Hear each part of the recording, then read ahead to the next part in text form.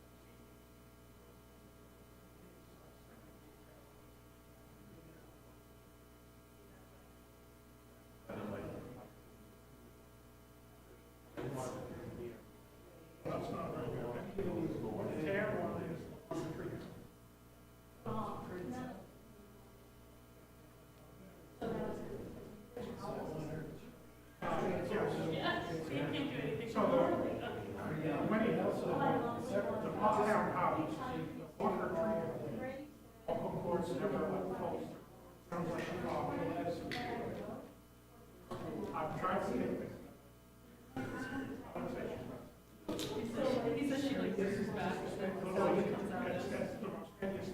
I laugh every time she does it. It does something so much. Every time she does it, it costs me my brain. I get it. I'm gonna get on a paper.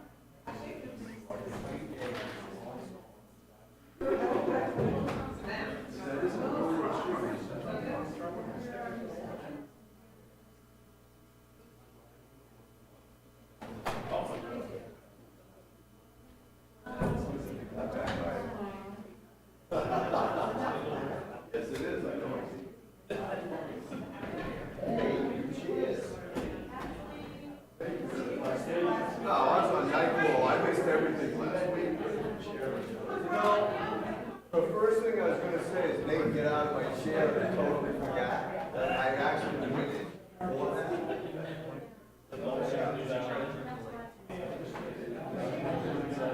Oh, yeah. Nate,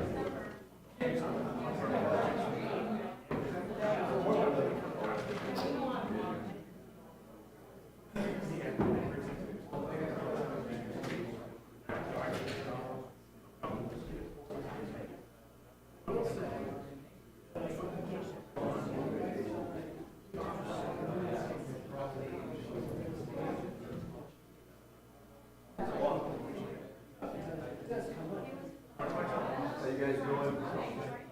Good. How you doing?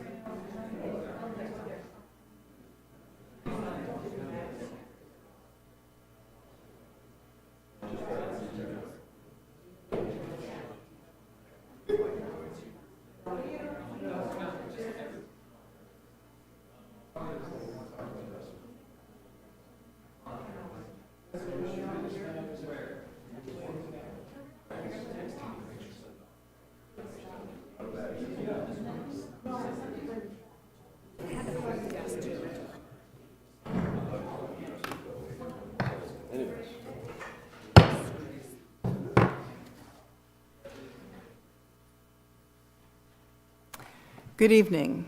This meeting will be conducted in person in the Sanford City Council chambers and via remote video and teleconference pursuant to 1 MRSA Section 403B 2D and Section 6 of the Sanford City Council Rules and Procedures as amended and adopted February 6, 2024. Members of the public may join this meeting in person or remotely using the information posted on the meeting calendar on the city's website. Members of the public may submit comments via the website under government/city council/contact the council. Would you please join me for the Pledge of Allegiance? I pledge allegiance to the flag of the United States of America and to the republic for which it stands, one nation, under God, indivisible, with liberty and justice for all. Please join me for a moment of silence.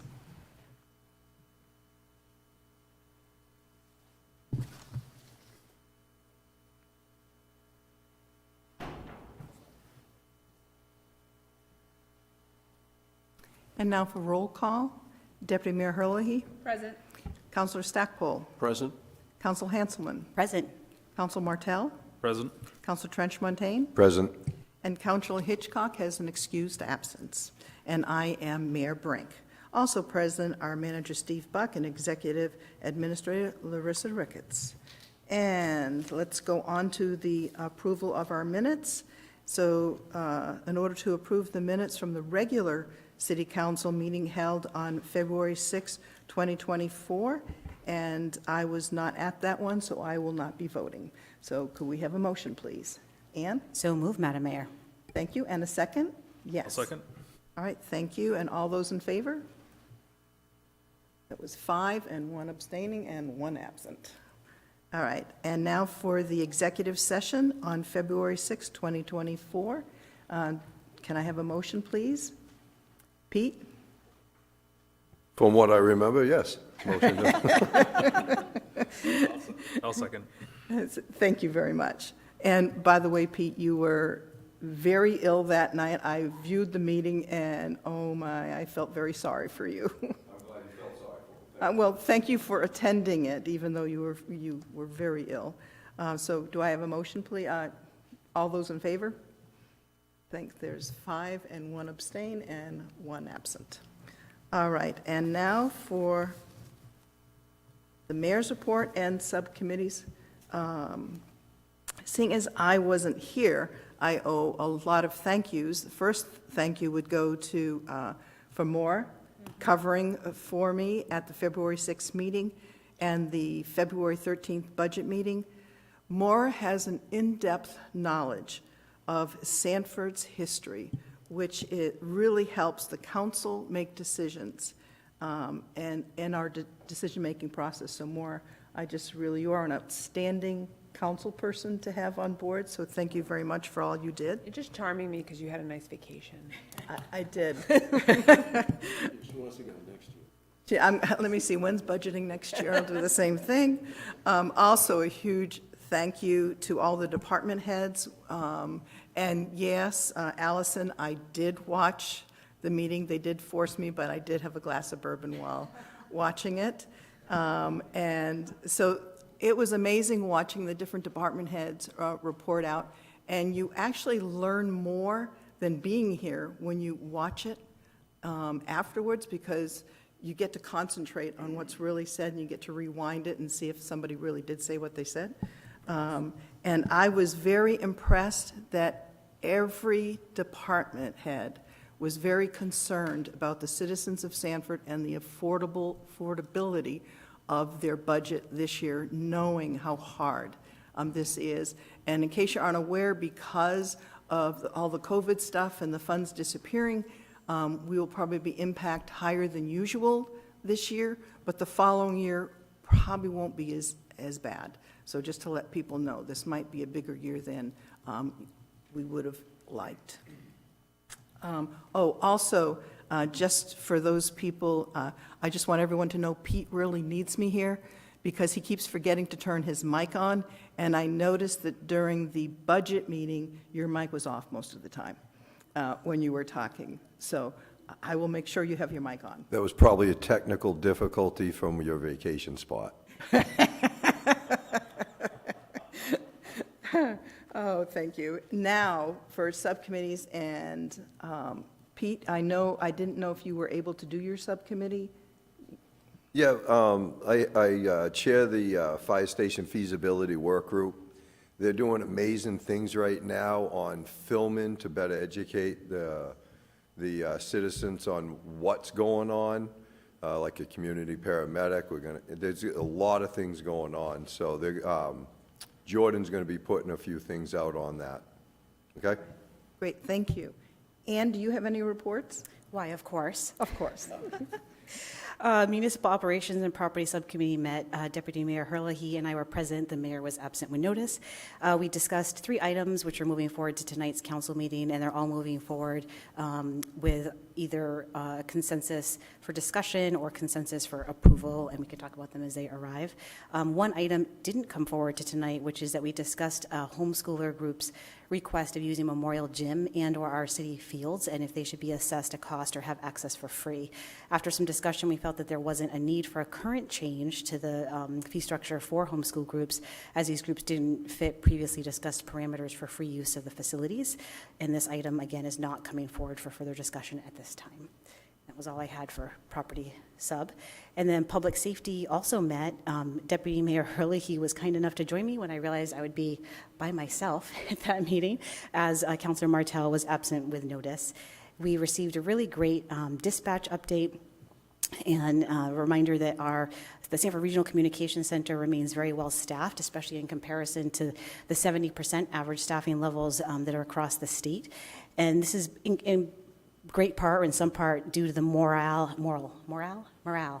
thank you, morale efforts and the reputation for our staff going the extra mile. And I think personally it's a lot to do with the snacks that they serve have available at dispatch. SRCC also continues work on a county-wide RFP for a new CAD system, which will go out to vendors, and we expect a first draft to be finalized this month, which is exciting. And the benefit, again, of that county-wide CAD RFP is that we should see significant discounts in the cost that we'll see here in Sanford. We also had a presentation from the Sanford Fire Department, which was really interesting, actually. I hadn't realized that we have fire plans in place for high hazard buildings here in Sanford, which we do have more than one of. And it was great to see an example of a high hazard building fire plan, which A.C. Smith showed us the International Woolen Mill Plan. It includes a lot of things, including traffic control, water access, deployment, and hydrant maps, collapse zones. And there was discussion between the police department and the fire department about having a table discussion, I think it is, just to kind of hash out additional details and work through how they would respond in the event that ever happened. And it's just about preparedness, right? The fire department also talked about operations. January was a little slower with 84 less incidents this year. 75% of all calls continue to be EMS related. Staffing, we did have one retirement recently, and they're doing some upcoming captain's testing as part of their ongoing promotion preparedness as well at the fire department. Whew. And then last but not least, the Sanford Police Department shared an update. We heard a great report from Officer Raymond on traffic update. And I'll just say again, it's so nice that we have a dedicated traffic officer here in Sanford, as that's made a big difference, I think, in our community. Major Dyer shared 2 police department grants with us. One we were aware of, which is the Alphon grant we use to cover training costs and has been so helpful to the city across all of our departments. And the other was a safety grant for speed enforcement, so watch out. And then, not quite last, but Chief Anderson shared that Winston, who we all met here at one of our meetings, sadly didn't make it as a comfort canine, but he has been adopted by a police department family, which is good news. And Pete, I recommended that we look into a pug as a potential comfort canine moving forward. That's a go. So we're going to continue work in this area. And last, the police department is continuing the chili cook-off tradition, and the council's invited to attend, or even if anybody was inclined, join the competition, and that's on February 29th. And I'd like to point out that my husband has been asked to be a judge, and I think that's because every Thursday night, he goes down to Duffy's and orders chili. So I think that, Craig, I think you think he's an expert on chili, but he really isn't. But thank you for asking him to do that. Madam Mayor, I'm also a judge, and I have ulcers, so we'll see how this works out. Okay, have we advertised that cook-off enough? So hopefully people will come and enjoy it. All right, let's go to, we've got, you're going to do... Land bank and zoning. Yep. Yep. So I'm going to fill in for land bank for Councilor Hitchcock. We had a great discussion. You typically go through blighted properties and where things are in the pipeline and how properties have exited the pipeline, and I'll give you an example in just a second of how positive the whole process can be. But the big thing we talked about is we had a second option presented to us for a blighted building ordinance, which would deal with some of the properties in town that are going into disarray, and there seems to be no care by the property owner to put them back in working order to get tenants back on the ground floor with commercial.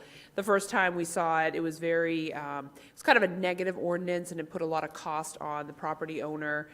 every property owner, even if you had just a general vacancy, but you were taking care of your property. This really pushes the people who are not taking care of their property, allowing problems to occur, pushes them hopefully into getting their building back occupied, or at least making the effort to get it back occupied, and while the attempt is being made to keep it in better condition. We had a much better ordinance shown to us, so the land bank is working through that.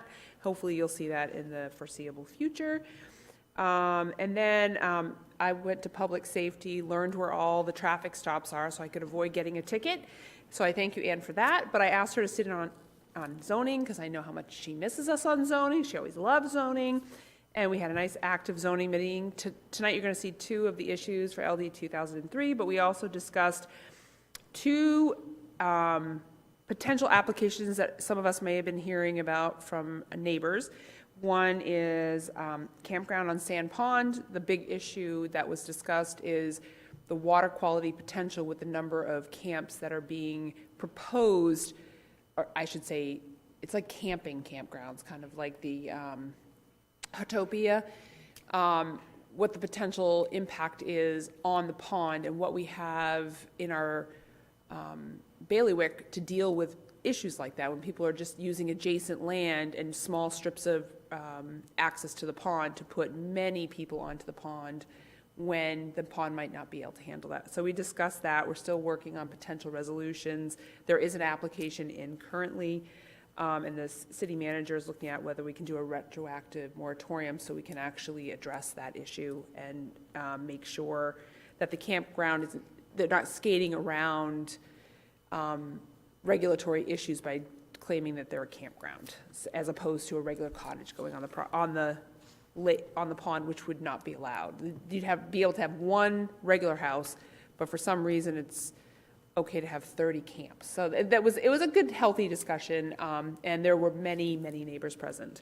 The other issue we discussed were fairs, and in our zoning ordinance we have horse show. That's the extent, that's as far as we go for fairs, because as many of you have heard, there is a proposed Renaissance fair moving to, oh my God, yeah, Springvale, but it's on Sunset, which is a very rural road. Great discussion with the codes enforcement, saying that there is a high likelihood they'll see off-site impacts from the DOT because of traffic. As we all know, Acton actually tried to shut it down last year because of traffic. And they're on Route 109. So there are definitely concerns on our part about the ability for our rural roads to be able to handle having a campground in that location. Nothing opposed to a campground. They do belong in a more rural area, but the discussion was mostly about the potential traffic impact and the road impacts to having a fair at that location.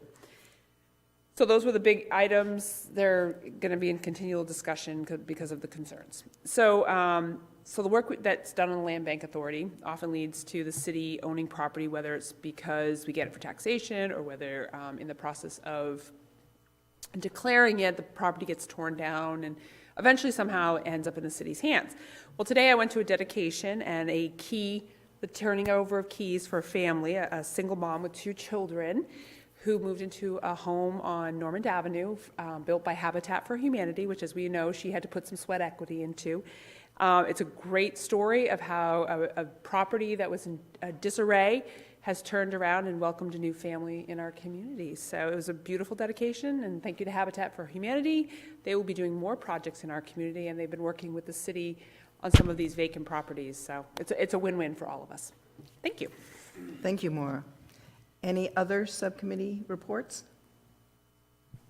Okay, let's move right on to the manager's report, city manager's report. Steve Buck. Yes, so I don't have a formal report for you this evening, but I will cover a couple of bullet points for you.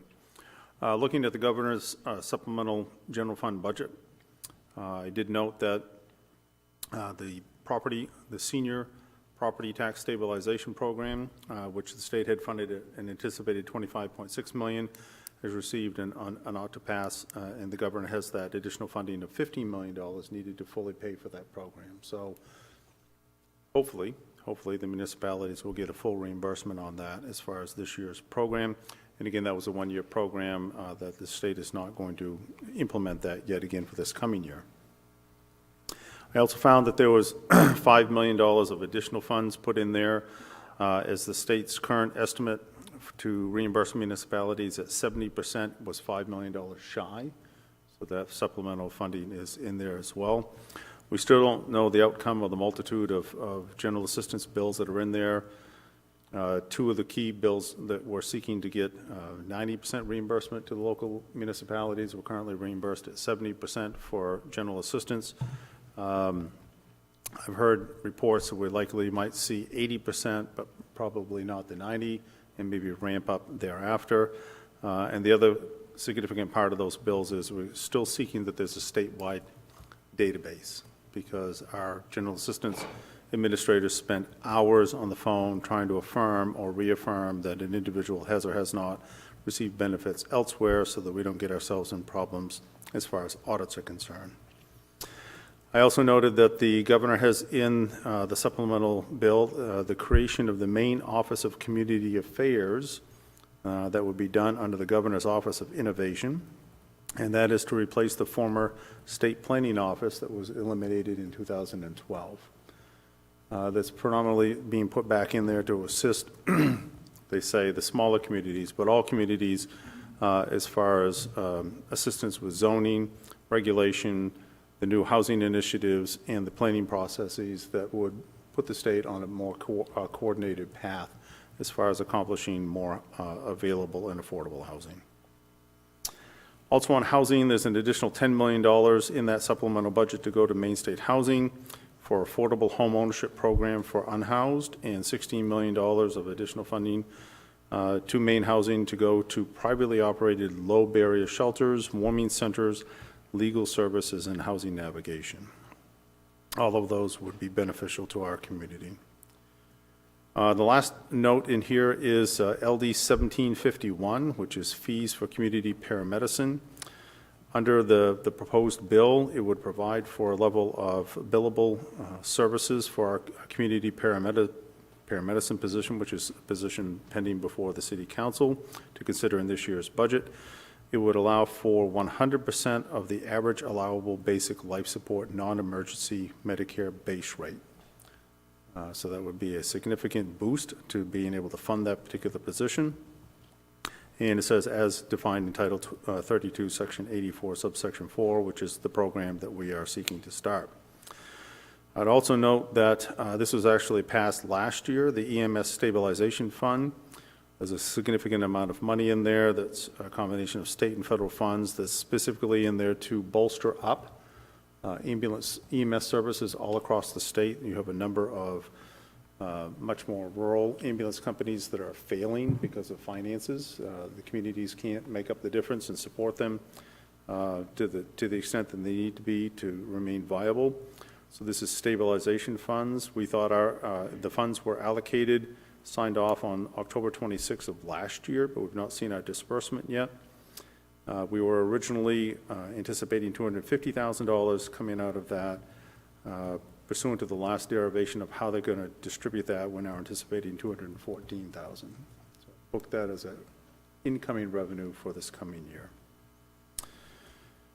As far as homeless task force, we did not meet on Monday because of the holiday. But again, the last meeting was very much focused on coordinated entry and case management, trying to work with our, working with our number of service agencies within York County such that the MHU can do a warm handoff of individuals that need services. The warming shelter is operating at full capacity at this point in time. And I did receive a legal opinion as far as we can do a retro moratorium in there, but there's considerations to be done on that as well. So, and that's all of the elements that I'll touch on this evening. All right, thank you very much. Steve, we have the shelter on Brook Street. When, that's a limited amount of time that it's open. Is there a date that it closes for the spring? Is it in April? No, I thought it was later than April. Okay. But I'm not sure on that, the anticipated closure date. Because people from that community have been asking about that. So I'll have to check back on you with that. Okay, thank you. I'm not sure the closure date. It was 1 year's worth of funding that they had With this new $16 million coming in there, whether they'll have funding for that next year or not, I'm not sure yet. All right, thank you very much. And now we have communications and presentations, and just before we go to that, I just want to point out that I just saw the two maps that are up here, or charts. One is for the Springvale Fire Department. It's a picture of what that would look like, and the other is the South Sanford Fire Department. So when people are here, you're more than welcome to come up and look at these charts, or any of the public that's out there listening. Anytime, come on in when this room is opened, and you can take a peek at what we're looking at in the future. So now we have a presentation of the annual report from the Sanford Arts Commission, and if you would introduce yourself and where you live, that would be appreciated. And remember, it's a limited amount of time, so go ahead. Be glad that I did not present the first write-up, which was half an hour long. I decided to time it. All right. And it's down to 6. Is that okay? Yes. Okay, good. Don't forget your name, please, and where you live. And make sure you speak into the mic. I'm Evelyn Nitzberg, and I am from Springvale, Maine. And I am the founding chairperson because we were going to table the idea of a chairperson at that meeting last year, and I became the chair. So here I am. May 16th, 2023, the City Council voted to appoint 8 committee members to the newly formed Sanford Arts Commission, an advisory committee of the City Council. We initially met June 14th, 6 o'clock in the City Council conference room, where we convened during 6 additional recurring 4th Thursday monthly meetings from 9 to 10:30 a.m., and Brett Williams hosted our November 2nd makeup for October 26th meeting at the Sanford Performing Arts Center. June 29th, we reviewed and approved the draft bylaws presented by David Parent. July 11th, the Sanford City Council unanimously accepted the SAC draft bylaws, and SAC became official. We focused predominantly on art walks during our first 4 meetings: structure, map zones, safety, publicity. We went to the codes department for sidewalk and banner hanging rules. Terry Jellerson blanketed downtown and compiled a list of 25 businesses that hung posters, and some offered exhibit spaces.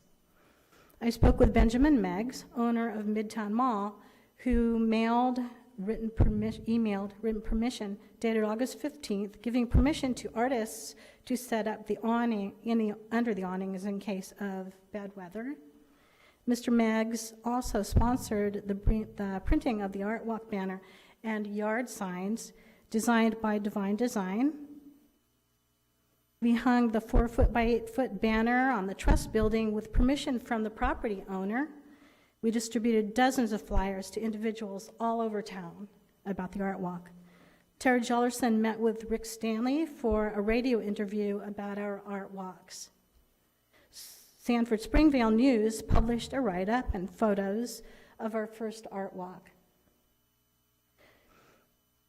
Jordan Wilson set up an SAC tab on the city website and started an SAC Facebook page. SAC committee members championed specific events. Championing specific events will be responsible for posting their events on the Facebook site. We hosted 4 second Friday art walks on the 900 block of Main Street as requested by City Council. August 11th, 4 to 7, 35 artists set up between Partner Bank and Washington Street during our first art walk, and it was so great to see some of you down there. September 8th, October 13th, November 10th, about a dozen artists set up for art walks. As the weather cooled, so did public attendance. September 8th, because of the downpour, lightning, and thunder, most of the artists vacated early. It was drama. Several art walkers stayed with Terry tucked under the overhang in front of Flanagan's Driving School and listened to a keyboard, vocalist, and guitar player until 7 o'clock. In this little alcove, there was a sense of joyful community. As artists have continued to email, the Excel spreadsheet has grown to about 93 artisans from the Sanford area, plus musicians. Developing a super successful art walk requires time and constant communication with participants. Art walks resume April 12th, and I hope to see you out there again, with an earlier time start of 2 o'clock until sunset. Artisans are very happy to have this opportunity to exhibit and sell their work, some for the first time. The community is very excited about this event. I've spoken with the property owner on the corner of Main and Kimball, the one with all the windows papered up. And so I'm working with Divine Design, planning some vibrant window graphics. That will be sponsored by local businesses. Mary Hastings Economic Growth Council has welcomed ongoing installations in the windows on Main Street, and a video loop is in process of local artists' works in that window. In December, we started hanging exhibits in the Sanford Performing Arts Center, and we're going to resume hanging artworks in the Water District and Nassau Little Theater, too. So there will be art all over town. October 11th, the city approved an account for SAC so that we have a functioning process for grants and sponsorship programs and payments. September 28th, our committees discussed the idea of art events for 2024 in addition to art walks. So during our November 2nd meeting, the 8 of us narrowed down a very lengthy list from our Google shared doc of ideas down to 3 events in addition to the art walks. Committee members will each manage in pairs and individually the specific event based on his or her passion. So couch to mic storytelling. Melissa Alipalo is a writer, and David Parent, visual artist and theater. And March 2nd, 14th, 21st, and 28th, there will be pre-workshops to prepare for the April 4th show at Nassau Little Theater. And there will be tickets available. Sanford on Stage, a talent show, is headed up by Emily Sheffield, Executive Director of Nassau Little Theater, and Brett Williams, Managing Artistic Director, Sanford Performing Arts.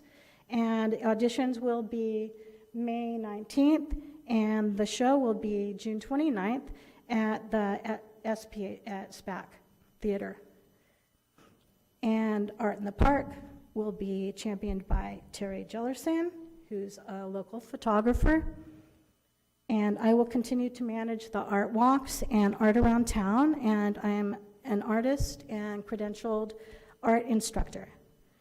Lee Brunette was a guest during our November 2nd meeting when he invited Zach to participate in the renovation of the traffic circle.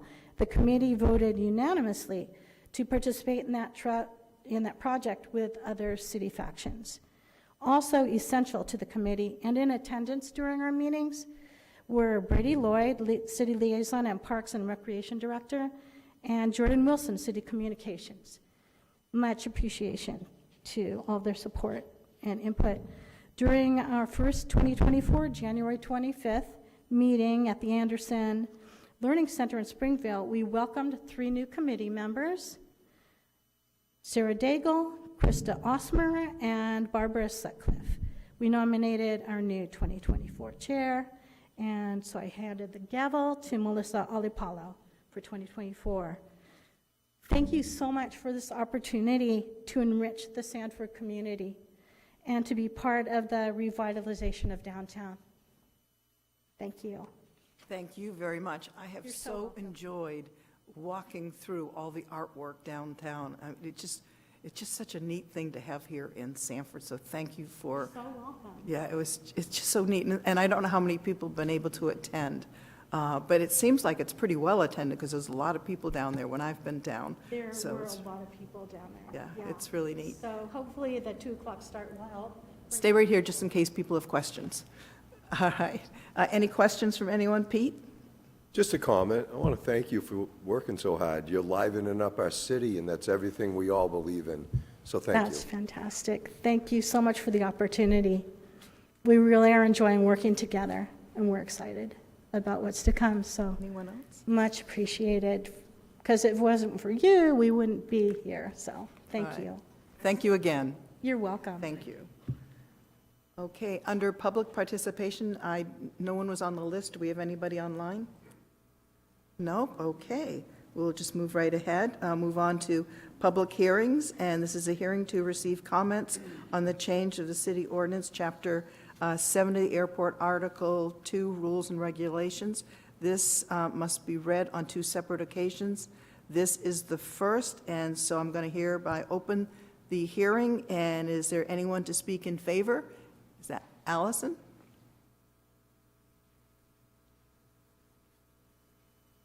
I can do a quick presentation now, or I can do it under the regular agenda. I can't remember. Just do it in this part. Right now, in case the public wants to. My name is Allison Navia. I'm the airport manager of our Sanford Seacoast Regional Airport. And this is the presentation to explain to you the ordinance update. This is the first reading. Chapter 70 is the chapter in our ordinances in our code that talks about the airport. There's 3 different articles in there, and we've set about to update all 3 of them, and this is the final one. So the first one was the hangar construction design standards. We did that in 2017, I think August of 2017. The third article is the minimum standards for use of the property, and we did that one at the very beginning of 2017. Then we have had a little break from doing some of these big comprehensive ordinance rewrites, and this is the third and final one, Article 2. The ordinance language, we wanted to make it consistent with other city ordinances and also align with FAA definitions. The maintenance and review of this ordinance is in keeping with the airport business plan, the goal of setting the standard for safety, and as well as the mission of keeping the airport safe, secure, and legal. So this is that final piece in that. A comprehensive review was needed. The ordinance was first written in 1990, and it was updated last in 2012. There's 2 versions that are attached due to the complexity of the rewrite. One is the original language, and it has a ton of strike-through, and on all of that strike-through, I made comments for where that was either replaced or if it was taken out completely, so that you can see that it's not like we went through and deleted the entire thing. It was just moved around so much that we needed to do it that way. The second is a cleaner copy, and that copy is what was sent to the city's attorney, and the city's attorney comments are incorporated onto that one. The new version is organized into sections to make it just a little bit more logical, because I found that with the existing one, you would read something and then it was all kind of glommed all together in one chunk, so you'd have a hard time going back through. You had to go through the entire thing to find it. So put it into these different sections. The purpose, just general statements, aeronautical operations, so that has to do with all the aviation-specific items, fire safety and environment, fueling, motor vehicles, and how the motor vehicles are restricted differently than on the road when they're inside the fence of the airport, and then enforcement violations and penalties section. So we went through to delete any of the redundancies. Effort was made to cover anything, any particular areas of focus that we've had issues with in the past, and I listed those in the memo. So talking about animals on the airfield, what are the rules for those, for pets, pedestrian and ground vehicles, as I said. One of the things in there, if you look at the language, it says use of recreational all-terrain vehicles, mini bikes, go-karts, dune buggies, horses, rollerblades, roller skates, and skateboards, plus et cetera, are not permitted on the air side of the airfield. And that might seem like a really random list, but I've either directly seen those things or had them requested before, so wanted to put those in there so that people got an idea of the airport's for airplanes. It's not for recreation. So those things are in there. The types of events and special uses that need permits, those are addressed. Trespassing, and then negligent aircraft operations. So that would be if somebody intentionally landed somewhere that they're not supposed to on the airfield and caused damage, something like that. So the process, we did a review. This was actually begun back in 2019 and then was tabled just due to workload. But I've reviewed this in depth with the city manager. It's been taken, we've actually had multiple workshops with the Airport Advisory Committee, but we had a more recent one just because it was coming back up again. We wanted everything to be fresh. Had good participation there. There's notes in the attachments. That was in December that we had that. It went before the Municipal Property Subcommittee for review again, and then once I incorporated all of those comments and we had more of a final draft, then it went to the attorney for the very final look-through. So we have all of those. So this is the first reading. It'll be advertised again. It was advertised in the Waterboro Reporter on February 1st. It'll be advertised again this Thursday for the March 5th reading, and that will be the second and final reading. It did say in the advertisement that any public comments were due to my office by 4 p.m. today, and I hadn't received any, so there weren't any. If there are any after this presentation, anybody can feel free to reach out to me and submit those, and those directions will again be advertised on the website and in the Waterboro Reporter again for the second reading. All right, thank you. Any questions? Is there anyone to speak against this? Seeing none, I declare this hearing closed. Now, a public hearing to receive comments in favor or against the renewal application submitted by Captain's Reserve for a medical marijuana grower cultivation license at 168 Country Club Road, Unit D, Sanford, Maine. I open this hearing. Is there anyone to speak in favor? Is there anyone to speak against? Seeing none, I declare this hearing closed. A public hearing to receive comments on the amendment to the Municipal Tax Increment Finance District, known as Sanford Institution for Saving Municipal Development and Tax Increment Finance District. The amendment speaks to extend the TIF district 15 additional years, and the TIF funds to be used for costs associated with affordable housing, broadband infrastructure, public safety facilities and equipment costs, recreational trails, and environmental improvements. Is there anyone to speak in favor? Keith McBride, come on out. Again, like Allison, I'm glad to speak more directly to this during the new business item on the agenda tonight, or we can touch on it now, whatever the council prefers. It needs to be presented now because in the public, where this is the hearing part. Very well, we can be pretty brief then. This was this TIF, and I'm going to speak to this one and also the one that's next for the public hearing because they're really fairly identical. These two tax increment financing districts were established in 2009, one at the property that is the main branch of the Partners Bank / Sanford Institute for Savings, as it was known back in 2009, and the other being RUB Building Systems Incorporated out next to the airport property. I just have to, hold on, I just need a procedural question. Seeing as that is a separate public hearing, can he combine both of those, Steve, and talk, or do I have to separate them out? I'd separate them out for sake of the Okay, meeting. so just to know, it's a legal thing we're doing, it's a hearing, it's a All public right, hearing. that's fine. I mean, we can.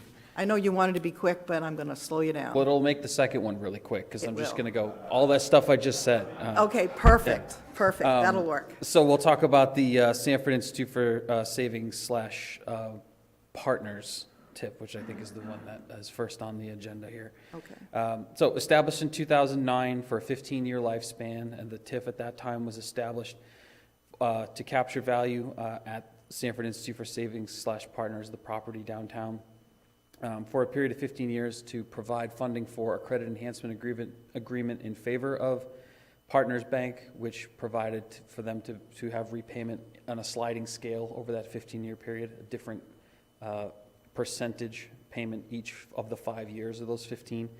and the only other eligible cost item for that funding was to provide funding for the city's economic development program. It's set to expire in 2024, and the city's obligation under that credit enhancement agreement also will be satisfied completely in 2024. The TIF law allows TIFs to be extended up to 30 years. So our proposal is to extend this TIF for an additional 15 years and to expand the eligible uses of the funds for this to include the uses that are mentioned in the item that the mayor just read. New changes in the tax increment financing law allow TIF funds to be used to support affordable housing and homelessness remediation. It also allows for the city to offset costs of public safety facilities, but limits that to 15% of captured value in the district, which I know, as these show, we've got some of that on the horizon, so I thought that was a good one to include as well.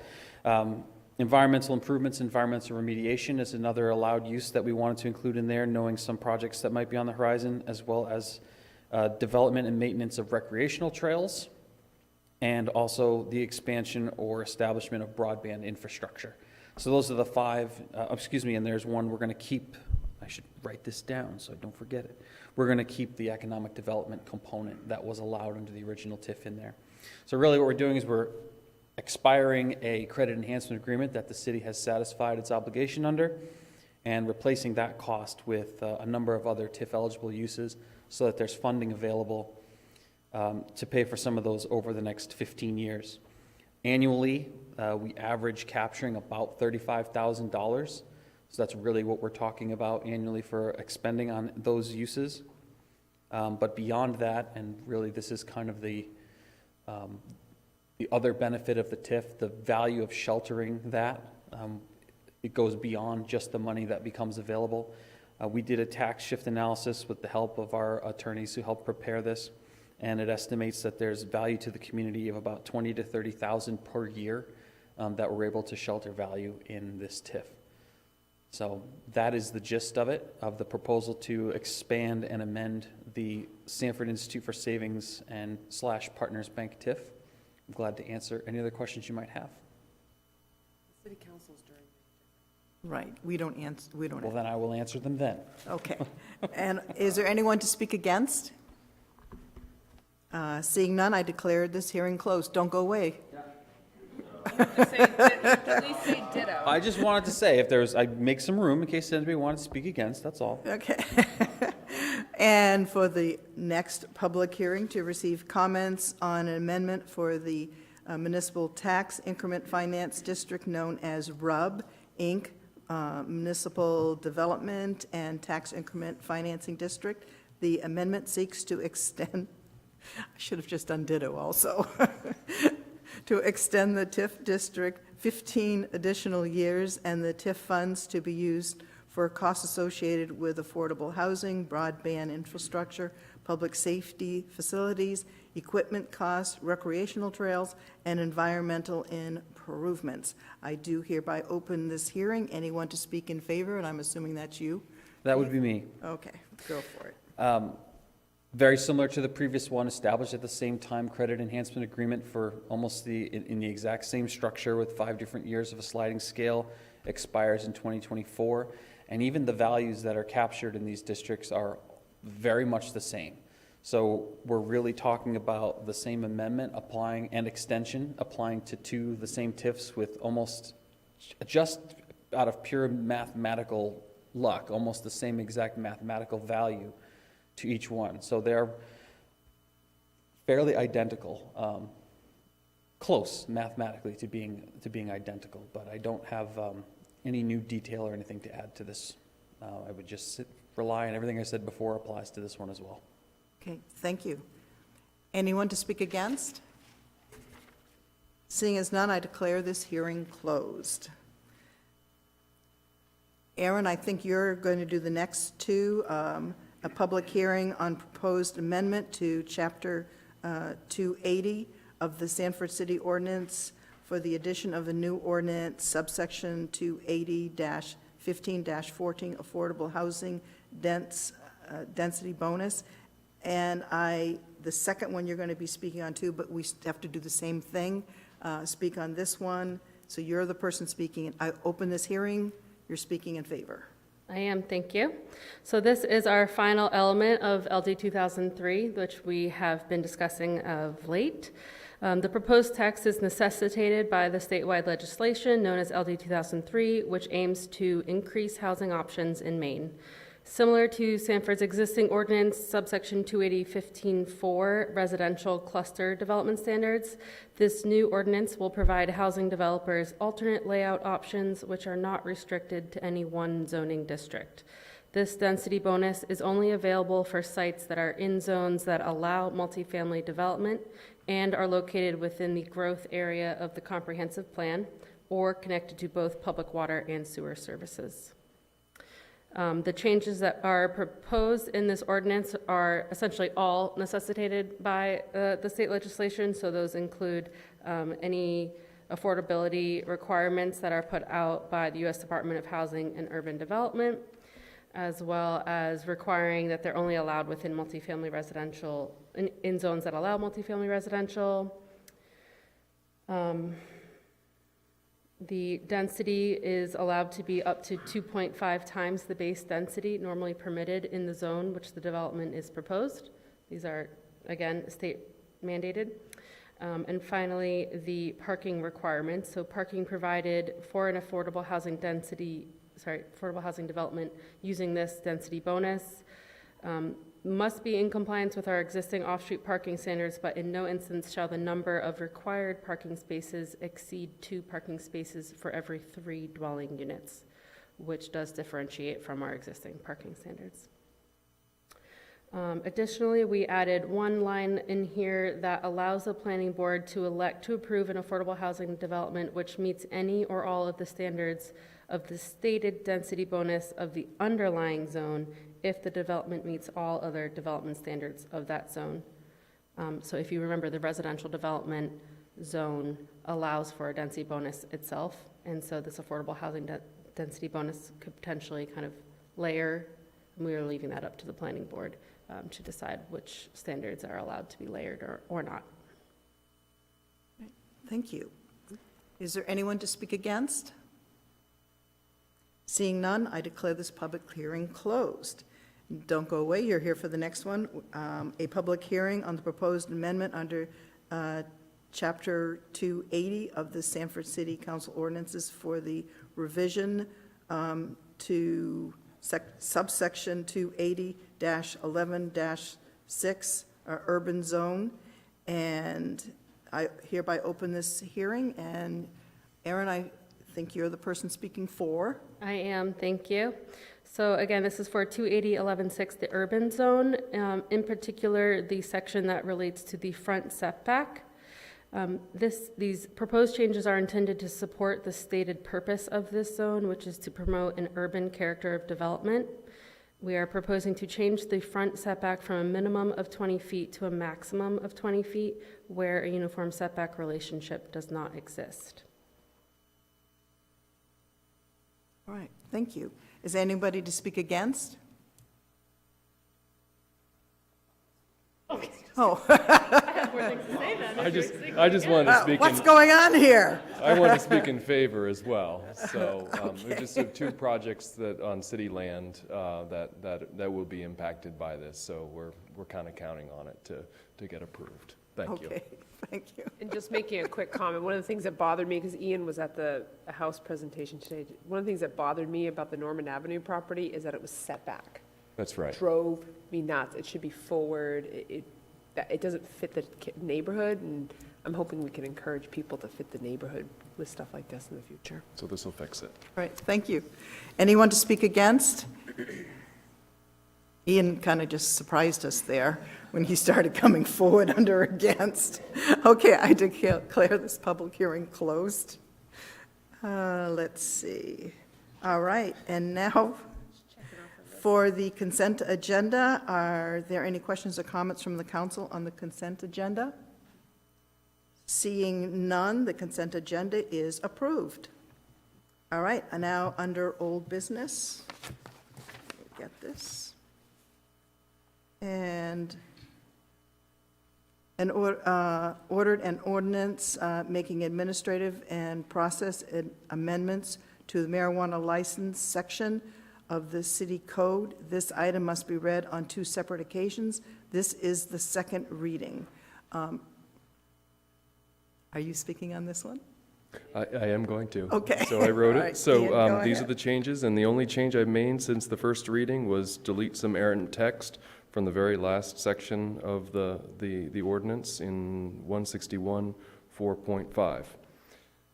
And what this is doing is that it's changing everything to an administrative review process except for the stores. So those will still remain a public hearing, and everything else will be administrative approval unless there's reasons to move it to a city council approval. And so you won't be seeing the consent item that you just authorized the item before, so. Or the 35 that come Or forward at a certain 35, point? and, but you will see up to 6, I think it's 6 stores, and I'm trying to look, I'm looking for the date of those. And Those all are, new applications we'll see too.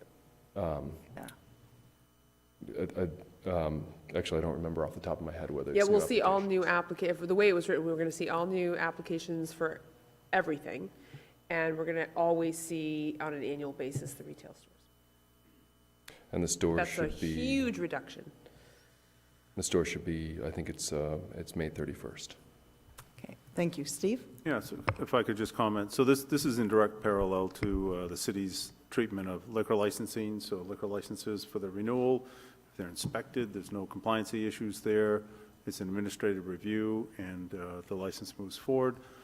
I believe the city's worked hard with the marijuana industry to get to this point, that we've seen very few issues, therefore treating them not differently than the alcohol licensing. They will come under the administrative review. If they inspect well, there's no violations.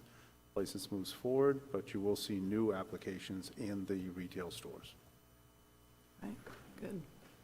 Thank you. All right. So this is our second reading, so we're going to be voting on this. So may I have a motion, please? I'll make a motion to Maura? approve. All right, a second. Ann?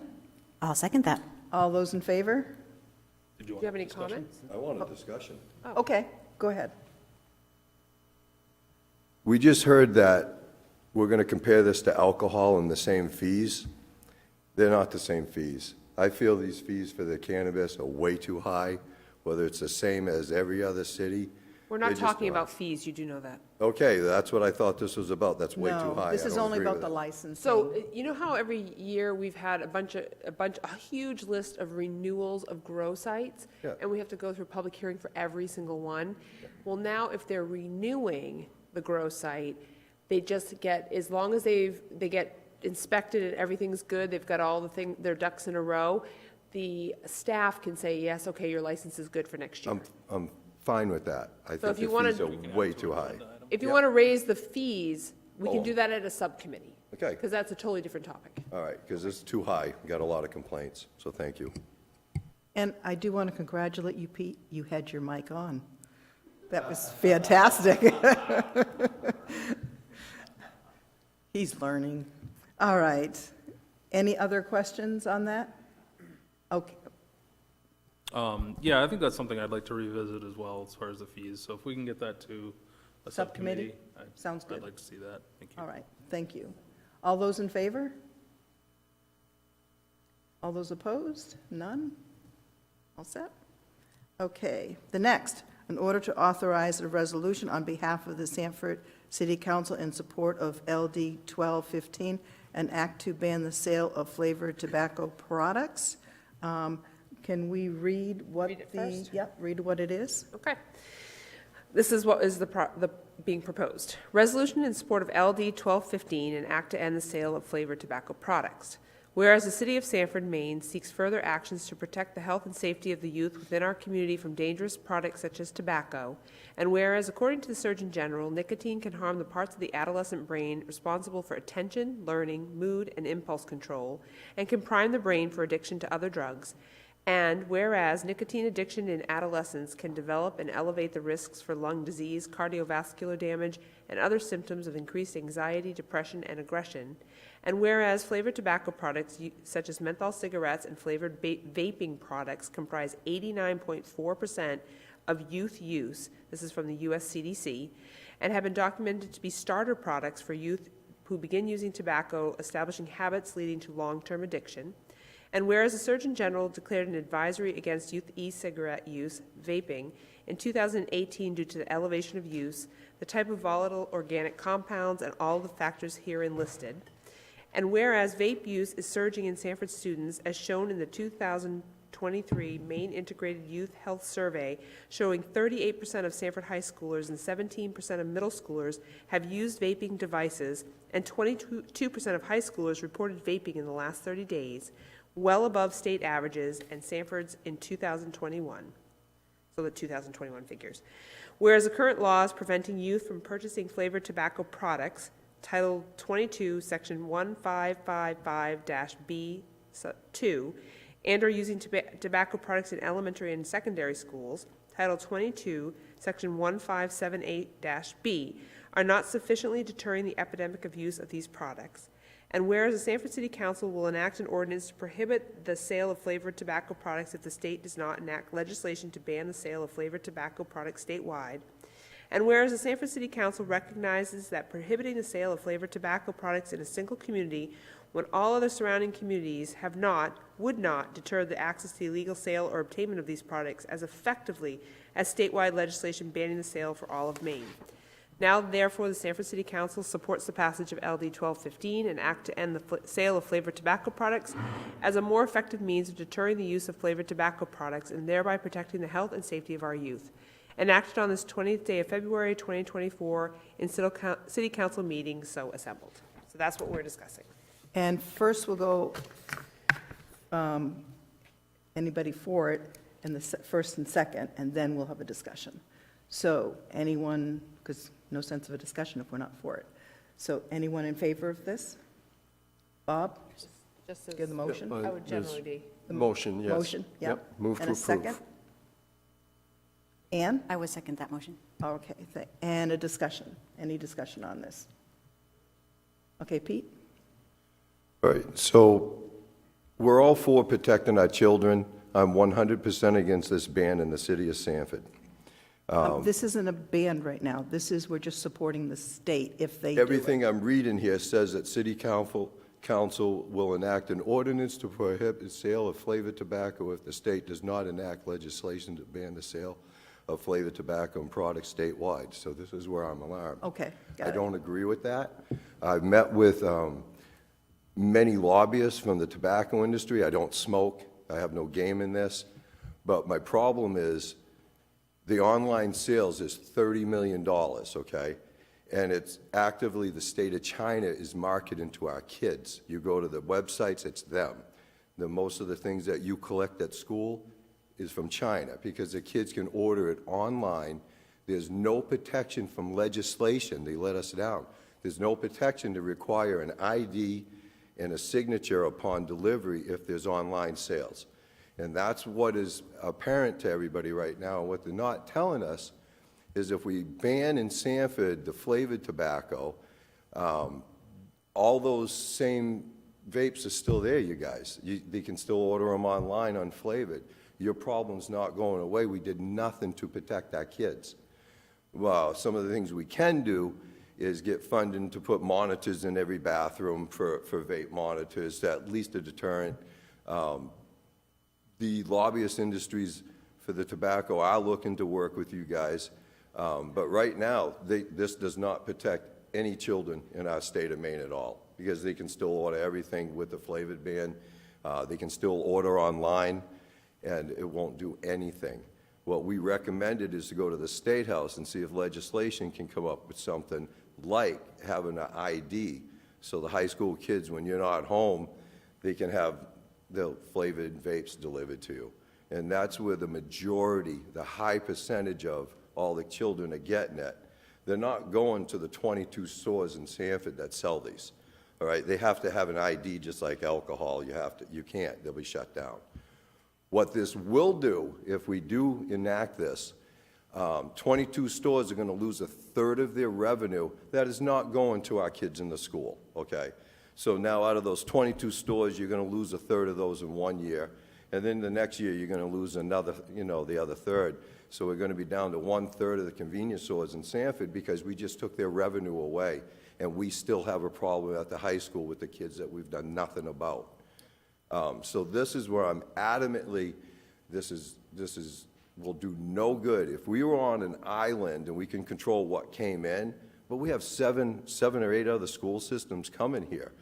This is not going to slow this down if we ban this here. It's only going to hurt consumers, and it's not going to help the kids. We did nothing. So that's where I am on this. Thank you. Okay, thank you, Pete. Maura? I'm obviously hugely in favor, and I would love to hear from our school department a little bit on what the situation is in the middle school and high school. I'm hugely in favor of it. I am not going to choose business over the health and safety of our children, over the health and safety of the general population. I won't, because this is long-term, the potential financial impact to the cost for the United States government and healthcare is far higher than the taxes they're going to be receiving from these sales. So the businesses are winning, they're putting it in their pocket, and down the road, the long-term cost is going to be on us as the taxpayers for the health hazards that these things cause.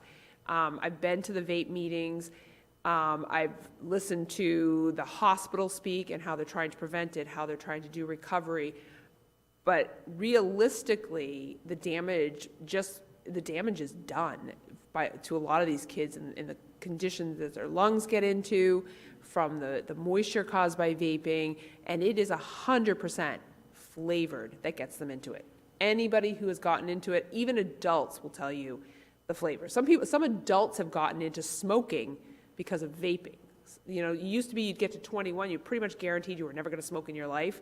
Now with vaping and the flavors, some adults have even started smoking. But I'd love to hear, I know Steve Bussiere is leading the Hold on, let's hear vape, from the council so- first, and then we'll go to the public. So does anybody else on the council have a comment? Go ahead. Thank you. Jonathan. So I had a couple maybe rhetorical questions, but what is the punishment for students vaping at the high school? Who's providing it to them? The current law is 21 years of age to buy tobacco or vaping products. And there's already laws in place to prevent underage sales, and it's already illegal to provide tobacco products to a minor already. So clearly it's not about just the school, it's a larger ban, which was kind of what we're talking about at this point. Certainly there aren't 21-year-old high school students buying this stuff. So I don't have an issue with smoking bans on public properties, but we shouldn't be telling legal adults what they can purchase. Remember, the original intent of vaping was to help people quit smoking. And I think all this will do is hurt local businesses and work about as well as the prohibition of alcohol or marijuana in the past. Bans generally don't work and just provide a black market. I'm going to take my turn now because of some of the stuff that Jonathan said, was when we put cigarettes behind the counter, so it was a barrier, you had to go up and ask for the cigarettes, it reduced cigarette smoking.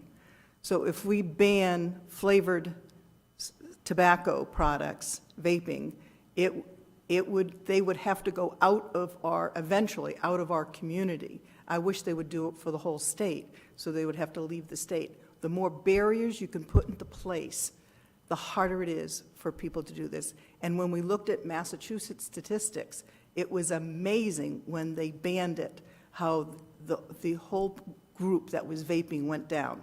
We talk about addiction. The nicotine that is in a vape product is 4 times the amount of smoking a cigarette. 4 times the amount of the addiction that is happening, and they are supporting our children. Of course they want our children to be vaping because they're the future smokers of America, and they're going to make money of it. So it's totally a money product thing, and I think it was kind of a scam introducing flavored tobacco products as a way to quit smoking. I think that was very deceitful on the cigarette companies' part. So I am so in favor of at least this part right now, telling the state we will back them if they put through this, which I doubt they will, but I think we still need to make a stand. And then eventually we'll be bringing this before the council for a complete ban in our community. So anyone else have a comment who hasn't spoken yet? And then we'll go to the public. Yeah, I mean, I'm not going to repeat a lot of the stuff that I said the last time, but I would hope the superintendent or assistant superintendent would comment on the distraction to education that's happening because of this. I'm assuming there is a huge distraction in the schools and a distraction to learning. And I think, you know, you talk about the remediating the health problems, which of course we are as a society remediating the health problems related to cigarette use. I mean, every time you see a COPD commercial on TV, that person has likely been a smoker for a majority of their lives. You know, this is already happening. Most of the heart disease and other lung ailments and things like that we are paying for in our society. We're going to see these same ailments continue. Cigarette smoking was down and maybe close to almost going away in this country, not the rest of the world.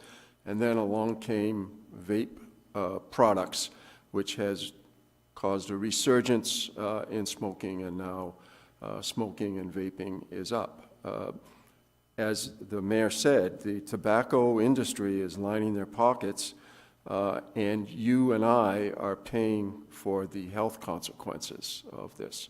So I don't blame the local vendors. I understand they're kind of stuck in the middle here, but I really blame the tobacco industry and things like that. And I think I mentioned before, you know, the cartoonish things like Joe Camel. I don't know if everybody out here is old enough to remember Joe Camel, but some of us are. We're also old enough to remember the Marlboro Man and those kinds of images that Bob, were I think used. you and I might be the only people who remember that Well, here. Matt's shaking his head out there. So, but anyways, and the same thing in other industries. We have to be on guard to protect our children in this age of excessive advertising that they're presented on a moment-by-moment basis. So, thank you. And Steve Boussier, I think you... Sorry, Mayor. I Oh. did want to speak. I was just giving Sorry, I Councilor didn't see your Stackpole hand his up. Sorry. opportunity. Sorry. Hold on one I moment, won't be Steve. long, though, Steve, I promise. So I just wanted to share, as a reminder, this is a request to the, or this is a resolution to move forward to the state, so they understand that we're looking for them to take action. And I like the statement included in this that the most effective approach to protecting our youth is a statewide ban on flavored tobacco. And I think it's really important to remind ourselves and our community members that it's not just tobacco, right? It's that it tastes good, it smells good. You're having struggled with this in my household to share personal information. You know, you think your kiddo just put on chapstick because they smell like sweet cherries or something. And so it's easy to hide because of it being flavored and scented. My kiddo is only one of many, but she did share with me that she's certainly not ordering hers from China, but rather getting them from fellow students, not necessarily on school property, but accessing them through other students that might be getting them from older siblings or parents, the same way folks have gotten alcohol probably in the past. So The reason that I personally am supportive of this and feel so strongly about it is that it's the flavored aspect to it that makes it appealing to our youth in a way that unflavored tobacco simply is not. And I just wanted to share, we ran out of time because we ran over in our pre-meeting, but I have a stack of postcards from Sanford residents via Flavors Hook Kids Maine organization that people asking us and our legislators to consider passing a ban on flavored tobacco to protect our kids. And so I also, and just in closing, our school department and our municipality try to work hand in hand, especially when it comes to youth. They're the experts of youth in our community. And when they ask us to consider doing something like this, I think it bears a lot of thinking. And my last thing, Pete, is if we remove that section. Yep, I'm good Would on you- all of it. Okay, thank you. I just don't want to lead, the legislation that we're all just ready for a straight ban. I just don't want our kids getting arrested at the school as well. I don't, if I'm 17, a couple of weeks off, and John's 18, but we hang together, and we're taking the bus into the vocational from a different city, and it's not banned in our city.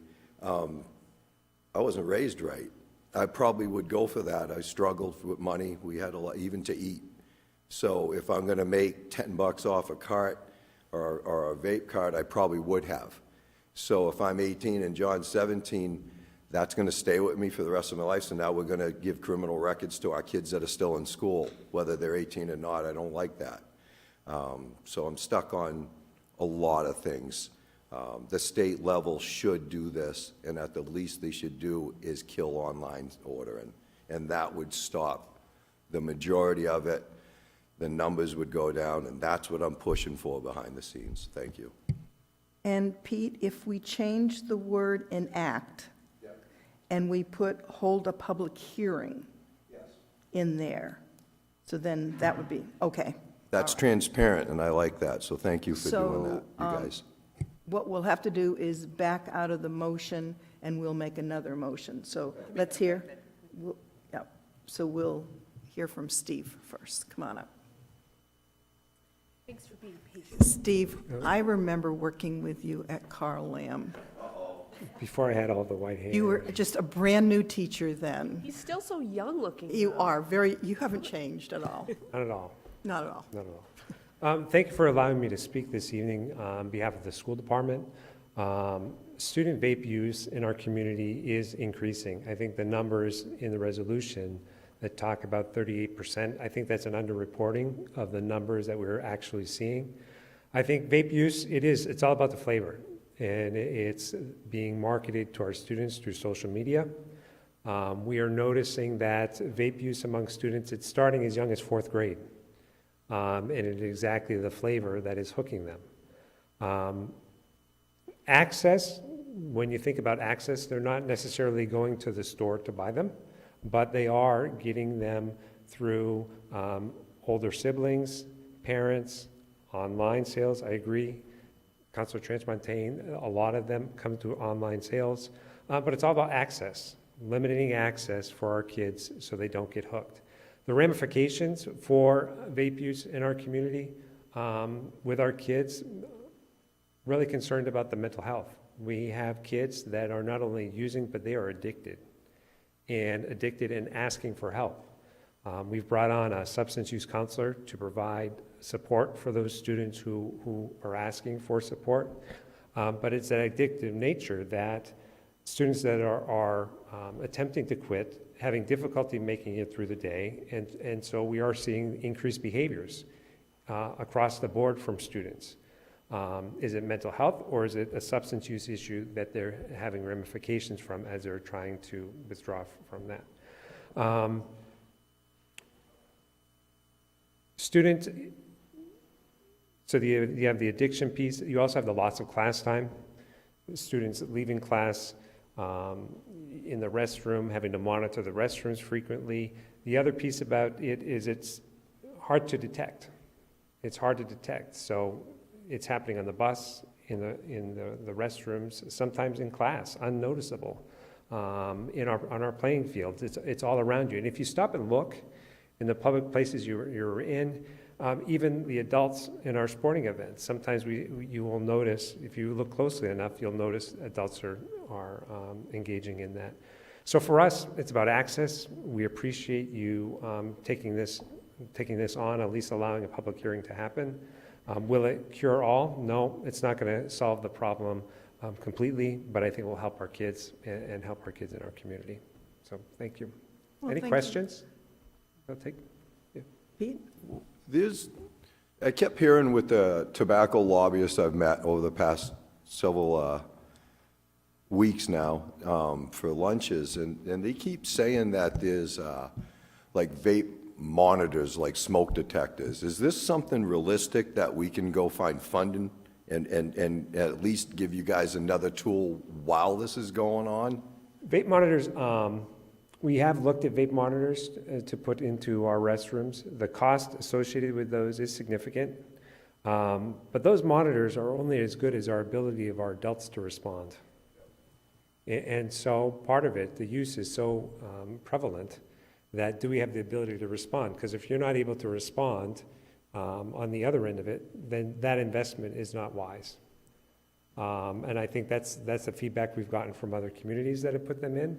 It's only your ability to respond to when an incident happens. Mm-hmm. We have done some work in terms of outlining for students what the consequences are for vape infractions. We have put in place some education in our health curriculum, as well as some educational components for those students that have offended. There is a counseling component, so when somebody has a vape offense, they meet with the counselor, they talk about, is there an issue here, or is it just a piece where they need some education? There are times, if there is frequent use, where students do have to spend time out of school. And so we've tried to come at it with education, counseling, and then a counseling, a restorative piece with kiddos to help them. We have found with this year, in terms of vape use, that with that communication, we have had students, fewer students repeating the offense. And so either we're having some impact, or they're getting really good at hiding it and knowing not to bring it on the school campus. Which is our hunch. We think kids are getting good at hiding it and not bringing it on campus with that. But it's still an issue. I think you talk to our youth, and they'll tell you it's an issue. So let's use me as a senior in high school right now. Let's bring it on me.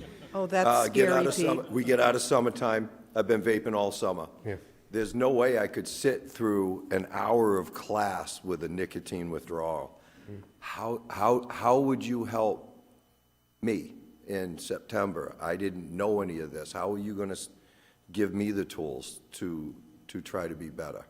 And so that's where our substance use counselor, somebody with that level of use, our substance use counselor would work with them to reduce their use, provide alternative strategies. That's the challenging part. We have kids that are having a hard time making it through the day. And so it's about reducing your use. What are the other alternatives you can use with that? And I hate to say this, vape is coming up now, but there's other tobacco products out there that are just coming up. The pouches is a new thing. We talked about in our vape task force. We do have a group of people that includes hospital, school staff. More has attended a few. We meet monthly to talk about tobacco use with our youth, and the newest thing is the tobacco pouches. And they're flavored. And so it's all about the flavor. That's really what it's about, and it hooks them young. So. Thank you. And I didn't introduce you properly. This is Steve Boussier. He is the Assistant Superintendent of the Stanford School System. The guy whispering in his ear is Matt Nelson, who is the Superintendent of Stanford School System. Okay, Bob? Steve, could you just comment, because this has come up in the discussion, what the discipline is? I know you just touched on this briefly, but the discipline, besides, if you're caught vaping in the restroom, you've explained, you referred to counseling, et cetera, et cetera. But I just ask it so it's clear. Is there, at what point, let's put it this way, would law enforcement get involved with any of this, if at all? First offense, I'll lead you through sort of first offense of my memory. First offense is the student's removed from school for the day. There's an educational component that happens with them when they do return. The second offense, they're out more time. There's additional education. In terms of law enforcement, they can issue a summons, but there's not usually charges that are given for students in terms of vape use. There were sales involved? If there are sales involved, that's different. If there's sale of tobacco products on campus, then that's different. There may be a charge in that case. Yeah. Matt was just mentioning to me, one of the other things that we have a training coming up next week is with Southern Maine Healthcare, is providing training to all our school counselors, all of our administrators at the middle school and high school on how to talk with a student if they are expressing that there is a need. That look, I have a problem, I want to quit. And so how can an administrator or a school counselor hook them up with that program, not only through our school counseling, but through the resources that are available statewide and through Maine Health. So just to let you know, it doesn't just fall on that substance use counselor, because even if one person is doing all that work, it's not, it's a team effort. And Maine Health, Southern Maine Healthcare, they've been great partners in this work along the way, so. Thank you. Any other questions? Ann? And just on that note, I think someone from Southern Maine Healthcare may be Yes, we've got somebody. Okay, thank you. Yep. All right. So I'm going to go to the person online, and I think it's Regan Hebert. Did I get your name right? Yeah, hi. Can you all hear me? We can hear you. Okay, great. I also just, so I sort of have 3 points. I'm sorry, I'm echoing back so I can hear myself talking. But the first is the work that Sanford Schools is doing with the vape committee. I'm a tobacco prevention coordinator at Southern Maine Healthcare, and I serve many school districts in York County. And I've had the opportunity to be part of the vape committee at Sanford Schools, and I just want to commend the work that they're doing. And I really think that Steve's team there is really setting the bar high or not even setting the bar high, just really they put together a lot of best practices that I think other school districts can learn from. And I know that I've been using a lot of the strategies that they're doing in the school to help support other schools who are having these same challenges with vaping. And so I'm here as a resource to speak to, and certainly answer any questions in terms from a hospital perspective and the work that we're doing in public health prevention around this. But I do think I wanted to just speak to a couple things that came up. Is that appropriate? Yes, please. Okay. So I do think that the LD 1215, this really stands up to the tobacco's industry of using flavored tobacco products. Some of these tobacco products are like mango mint, menthol, cotton candy, and flavors such as like unicorn vomit, which is to lure kids in to trying tobacco and becoming addicted to nicotine. So it's really not about limiting adult use of e-cigarettes at all. It's really not about adults at all. It is about limiting kids starting to use tobacco. And I think that I did hear one of you speak to the data that Massachusetts is already seeing. And I have some handouts that I'm happy to provide people. I can add them into the chat here. But preliminary data does show the decline in both youth and adult tobacco use following the implementation of Massachusetts comprehensive law restricting the sale of all flavored tobacco products. And I have some specific data points that I'm happy to share if there's interest. So I just wanted to let folks know that I'm here and happy to answer any questions too from a public health prevention standpoint. Any questions more? Yes, and then I just want to point out why you might be involved, and you can support this. Just looking quickly online, there's evidence that already, and vaping hasn't been in use for very long, less than 10 years, I would say, and much less than that for heavy use. Already, they're noticing, and this is short-term users, is $2,024 per person additional cost for annual health care for a vape user, which is nationally costing us $15 billion, and that's only likely to go up as people age into vaping and more significant health concerns crop up. It costs even more than someone who's chewing tobacco, which is a smokeless form, or using cigars. They're costing the public health system more, which is why I'm assuming it's such an important topic, and why Maine Health and other hospitals and health organizations are putting their assets into trying to stop and reduce the use of vape products, especially amongst our youth. Yeah, absolutely. And I think that, you talked about the addiction piece of it, but I think that youth are starting to use these, the perception of there being nicotine in these products is not there for youth. They don't understand that there's an addictive substance, and so they're lured in using because of the flavors. They start using and they're addicted, and then they're long-term users. And 4 out of 5 Maine kids who have used tobacco started with a flavored product. So it really is, an effort to prevent youth from starting altogether, and so that we're not ending up with, high usage of people who are addicted to nicotine. And yes, of course, the impact that has fiscally on our healthcare system. Thank you. Anyone have any questions of her? Okay. Is there anybody else online? Anyone else? Kyla Robinson. Hi, my name is Kyla Robinson. I'm an 8th grader over at the Sanford Middle School. I just wanted to say, I think it's crucial to end the sale in the city if the state doesn't end the sale. Because as a youth, every single day, I go to school and I see a bunch of students struggling to quit and to just not do it. Going into the bathrooms has been a big thing. I've seen students missing out on class personally. I've had students come to me as a friend and be like, hey, I don't know what to do.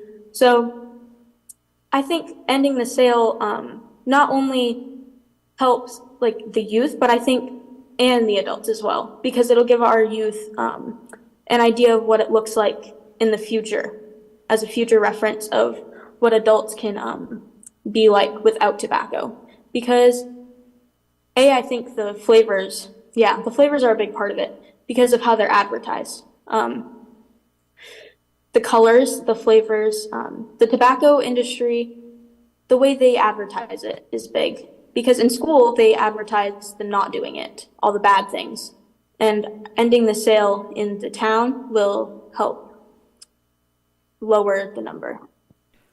Thank you very much. I really appreciate your taking the time to come online and to talk to us. It's always good when we can hear from the students within our school systems. So we really appreciate your doing this. I know it's kind of difficult to do, but it was worth it. So thank you very much.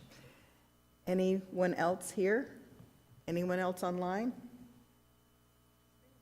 Okay, fantastic. All right, so. I'm going to make an amendment. Okay, make an amendment. Can I borrow that? Yes, you can. Okay, she took it away from me. I'm going to make an amendment to the resolution.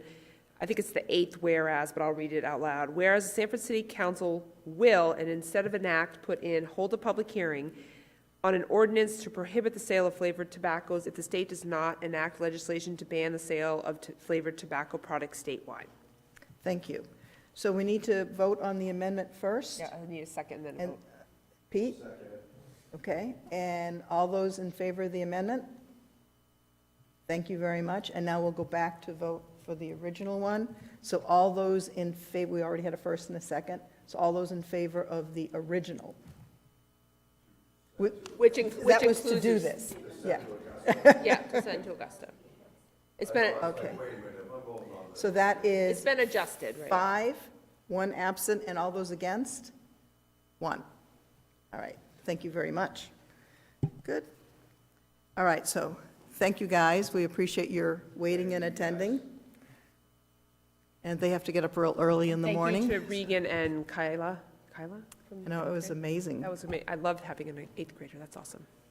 All right, so now is the time that, Keith, I think you're going to be up, and we can combine these two. Am I correct, Steve? That we have, let me see, for the 15 years TIF extension, and one is RUB, and the other is Sanford Institution for Savings. So take it away.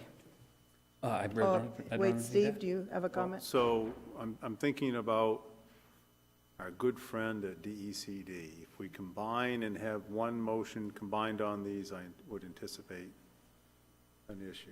Do we have 2 separate motions, though? Yeah, if you have two Just give separate us the motions. information, and we'll do 2 separate motions. We have 2 separate orders, and I think 2 separate motions, but we can have one discussion, I think, Okay. if that makes sense. We can do one discussion. So, That's a good point. We know the person's attention to detail. Yes, we do. so Madam Mayor, Thank you. if you want, we can have the discussion on these two, and then when we do the motion for each, I can read it as part, like, I can read the whole thing as part of the motion. Perfect. Okay, so We've got a plan. So do we need a motion to discuss? I'll make a motion to discuss, to annoy Bob. I'll second that. All those in favor? There we go. So we're discussing the RUB and Sanford Institution for Savings Tax Increment Financing District extensions. All right. Go, Keith. Thank you. I don't have anything to add beyond my presentation. Ditto? either. Is that a ditto? Okay. Do we have any questions? Any questions? Okay. Mark, could we have a motion for the RUB? I like you guys tonight. Okay. I'd like to make a motion to approve an amendment of a municipal tax increment financing district known as the RUB Inc. Tax Increment Financing District. This amendment will extend the district for an additional 15 years and allow the TIF funds to be used for costs associated with the operation and financial support of affordable housing, broadband infrastructure, public safety facilities and equipment costs, recreational trails, and environmental improvements within the city of Sanford. Should I be adding that it's also for the support of economic development? No, because that's not It's an already in addition. there? That's already part of it. Okay, thank you. So All there's right. my motion. A second? Ann? I'll second that. All those in favor? All of us. All right. And may I have a motion for the Sanford Institution for Savings? Madam Mayor, I'd like to make a motion to approve an amendment of a municipal tax increment financing district known as the Sanford Institution for Savings Partners Tax Increment Financing District. This amendment will extend the district for an additional 15 years and allow the TIF funds to be used for costs associated with the operation and financial support of affordable housing, broadband infrastructure, and public safety facilities and equipment costs, recreational trails, and environmental improvements within the city of Sanford. Thank you. Do I have a second? Pete? I second that. Thank you. All those in favor? Excellent. Thank you. Super. Next three are And- first readings. Excellent. Yes. In order to approve changes to the city ordinance, Chapter 70, Airport, Article 2, Rules and Regulations, this item must be read on 2 separate occasions. This is the first reading. Allison, I don't think we need you up here again. I think we're all set on this. We don't vote on this now. This was just the first reading. And is there anybody who has anything Any that needs to be questions? discussed in between? No? So we're all set. Just keep moving right along.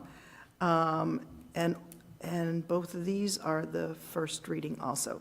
In order to approve proposed amendments to Chapter 280 of the Sanford City Ordinances for additions of the new ordinance 280-15-40 affordable housing density bonus, this item requires 2 readings. This is the first reading. I guess I had a question. Any questions? Sure. You got Yeah, I a have a question? question. Okay, the parking. Now, I'm pretty much in favor of the park. I know. Now, Steve. See, I'm not- Steve didn't even have to do it. I know. I'm not gonna walk down as But I far was as going Steve to. would walk. Go ahead. So they put it 2 per 3 dwelling unit, not even a 1-to-1 No, ratio? 2. Maximum, right? Correct. The maximum is 2 parking spaces per 3 dwelling units, where our current ordinance is based on not dwelling units, but on bedrooms. And I hate it, I agree with you, that, I agreed with that. I'm just I'm surprised they didn't do a 1-to-1, 1 per. I mean, I guess they're assuming that there are areas of the state that are, allowing this affordable density and are denser and are not, right? They have transit opportunities there. People that are moving and living into affordable housing may or may not have a vehicle. They probably or potentially don't have 2 vehicles, which I know is what people always argue in Sanford, that families have. Trust me, couldn't I think possibly have our 2, less than parking 2. is excessive, overly excessive, Yes. but I'm surprised it's not a 1-to-1 ratio, So but it's a 2, okay. It is, 2 to 3. However, there's nothing stopping them from putting in more. If the developer feels like their project won't be marketable with this limited parking because they're in Sanford and there is limited transportation options here, or because of where they're located in Sanford, maybe they're too far away from what we have currently as transportation, they can always put in more. So I don't have to go out and buy 2/3 a car. Right. Okay. I wouldn't recommend it. All right. Your insurance would be very. It's funny, well, I just listened to it because I have, my perfect example is the garage I have below my building, where I have enough for the so many, I'm not gonna state numbers, the so many apartments that I want to be able to have a parking space, and typically, the extra cars and the extra ability to park people is because one of my 90-year-olds gave up driving. And it's like, it works out perfectly, so that balance, you don't need a 1-to-1, but you need, kind of close to it. I'm going to drive when I'm 90. It's a Well, you don't scary need thing. 1.75 for a 2-bedroom, is that what it is? It's 1.75, right? Correct, yeah. Jonathan? So I had a couple things. I'll speak to the parking first. That's straight from the law, so I looked it up. I don't like it either, but I'm wondering if we could add some kind of notification requirement somewhere that that's the case with the parking. If somebody's selling this, then they have to disclose what the parking situation is. Maybe that's another discussion. But I did have a question around the access to the zoning, the density bonus, and being connected to public water or sewer. I think that or should be an and, or maybe have that rewritten a little bit. Right now, it looks like it's You kind have of a a choice. dangling or open. That is also how it was presented from the state. So Okay. some communities don't have a growth zone in their comprehensive plan, and therefore it's, in those communities, if the site is connected to public water and sewer, then it is allowed. Oh, okay. There's potentially areas in our city that are outside of the growth zone that do have public water and sewer. I didn't really map that out, but because it's part of the legislation, we did include Okay, that. so that's how they have it worded in Yeah. there. Okay, all right, thank you. All right, are you all set, Jonathan? Thank you. Ann? I wasn't able to watch the planning board meetings on this particular update. Can you share if there was anything done to this section that wasn't required by LD 2000? Sure, so that's the portion under standards number 3, the existing density bonus. So this is the only portion that we added in that is outside the requirements, that the planning board may elect to approve an affordable housing development which meets any or all the standards of the stated density bonus of the underlying zone if the development meets all other development standards of that zone. So in residential development, we have a density bonus. There are several standards listed within that density bonus, and then not that they're conflicting with this, but there's potential for the density that's allowed under the affordable housing density bonus that we're talking about tonight is 2.5 times the base density. So if the base density of the residential development zone is currently 6 dwelling units, but we're allowed to go up to, I think, 10 dwelling units per acre, is it 2.5 times 6 or 2.5 times 10?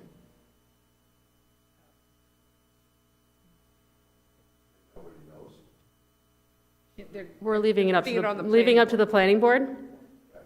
We'll because- let them look at the whole land and see what makes sense. Correct. If it makes sense to be somewhere between 6 and 10, maybe they allow it. If there's the other provisions of that residential zone is also potentially to go up to 50 feet instead of the 35 feet standard maximum height. And There's another section that is part of the density bonus, which the minimum lot size may be decreased to 6,000 square feet. So they can use some of the density bonus of the residential development underlying zone and then also allow for the increased density that is legislated by the affordable housing density bonus. We also added that they have to put a table on the site plan that identifies which of the units are designated to be affordable and if they are to be rental or homeownership. So that was not put forward by the state, but we felt would be helpful in our own review of the site plans. Okay. You all set? Yep. All right. Order to approve proposed amendment to Chapter 280 of the Sanford City Ordinances for revision to subsection 280-11-6, urban zone. This must be read on 2 separate occasions. This is the first reading. Does anyone have any questions? Okay. All right, we are all set. Okay.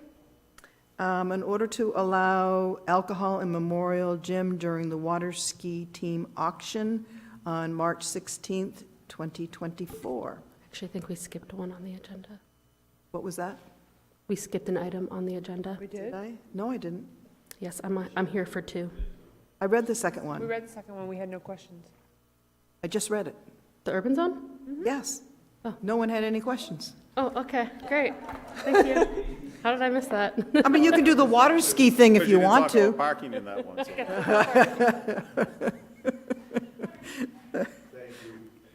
so. So, You know, I really like it when we can get somebody, you know, one of especially, these. she's so sharp and on top of I things. know, it was perfect. It was That was perfect. fun. Okay, Almost the- like getting Allison for something. The water ski, is anybody here for this, or we just? Brady's here, but we talked about it Oh, he's property as online. well. Okay. We talked about it as property.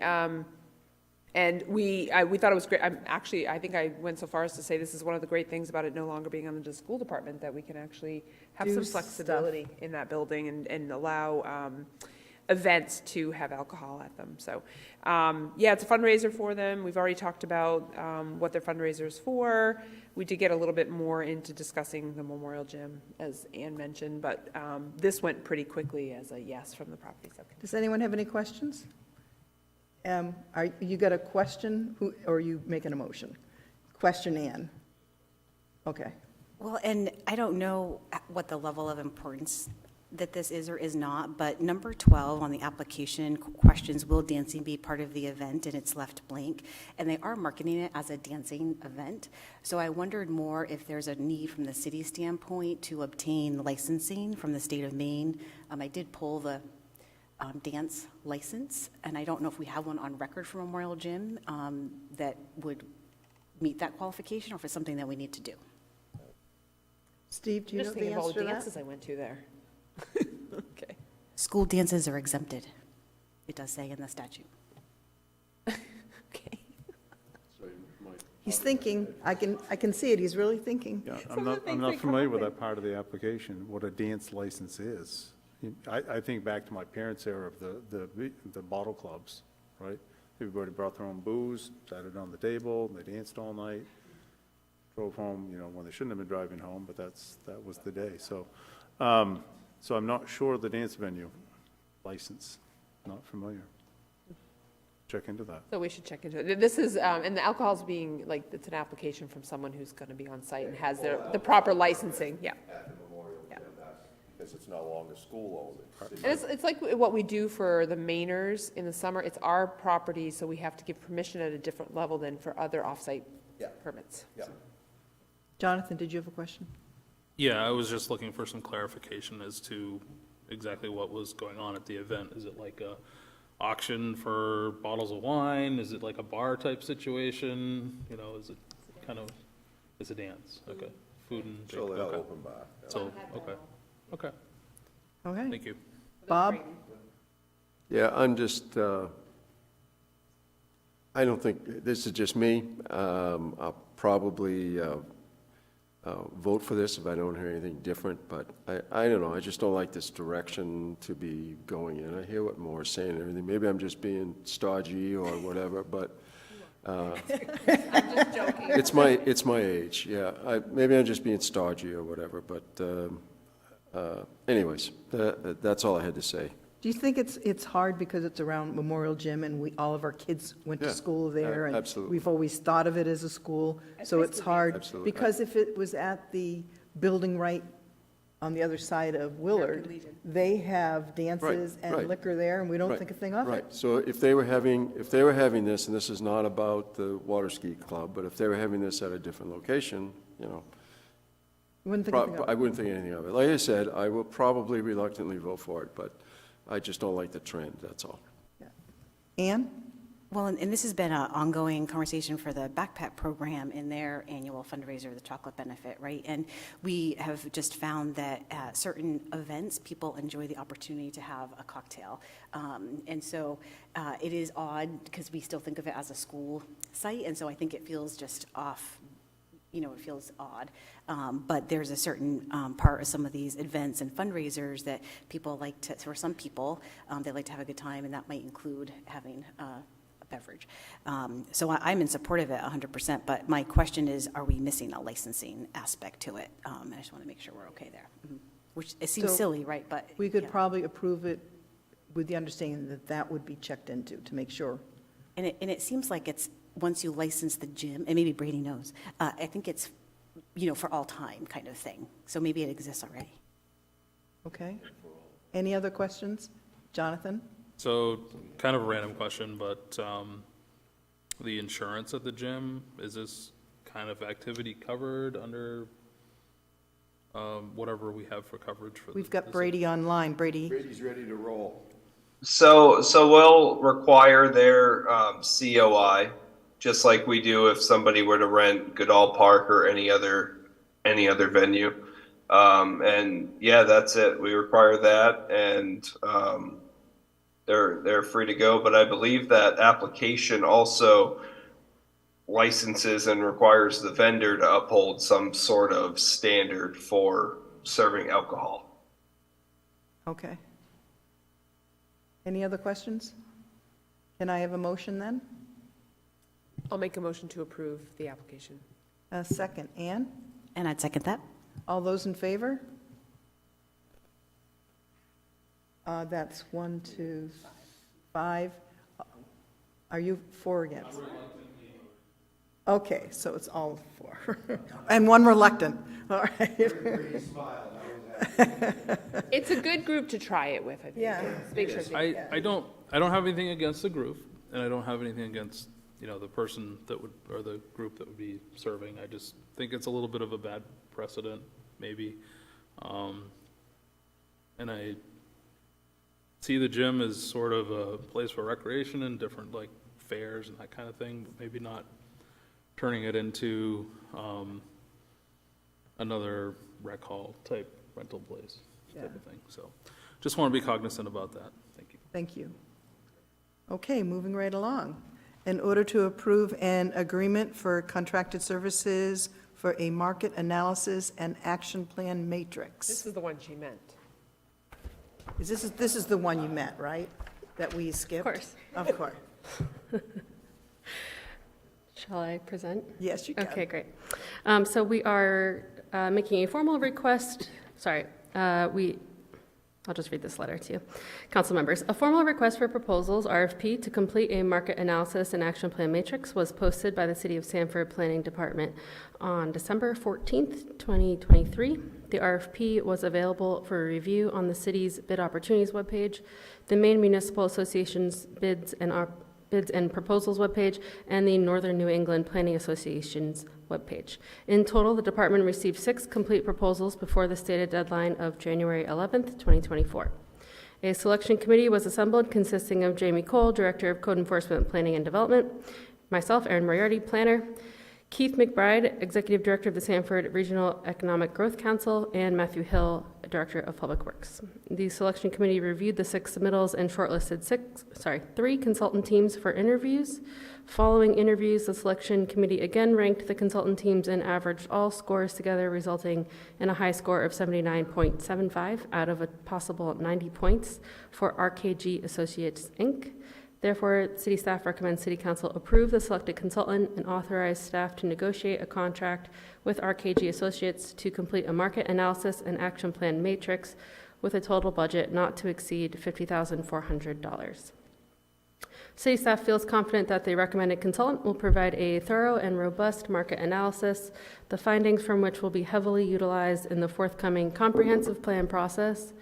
The RFP proposal from RKG Associates and the final score sheet have been included for review in your meeting packet. And I'd like to make a motion to approve. We discussed this at property, and this is part of the whole plan to get the comp plan done. All right, do we have a second? Pete, I second this. all those in favor? Okay, Awesome, thank you. you're welcome. And an order to allow Southern Maine Snow Goers Snowmobile Club to install gates on either end of the trails on city-owned property on and adjacent to the airport. Allison, I like the pictures that you put in there. It was, really explained everything in the Yes, packet. so we'll want to thank Jim Rue. He's on the call so that he can present the situation that he brought to my attention. He's the one that sent those pictures along with an email making us aware of the damage that had been done by the ATVs, which is pretty concerning because the Snow Goers Club spent a good amount of money improving those trails just recently, so it's pretty disheartening that this has happened. So working together, we brought this to the property subcommittee, and Mr. Rue has also done some legwork with the Kennebunkport Wells Water District because they're adjacent to that property and the trail goes through there as well. And they've granted permission. They have representation on our airport committee. So they have given permission for gates to be installed on their side of it. And then one of the items attached is a map that shows where some of these proposed gate locations would be. So I would feel comfortable in allowing the Snow Goers Club to install those gates to try to keep the ATVs out now at this point so that no further damage occurs. Thank you. Any questions?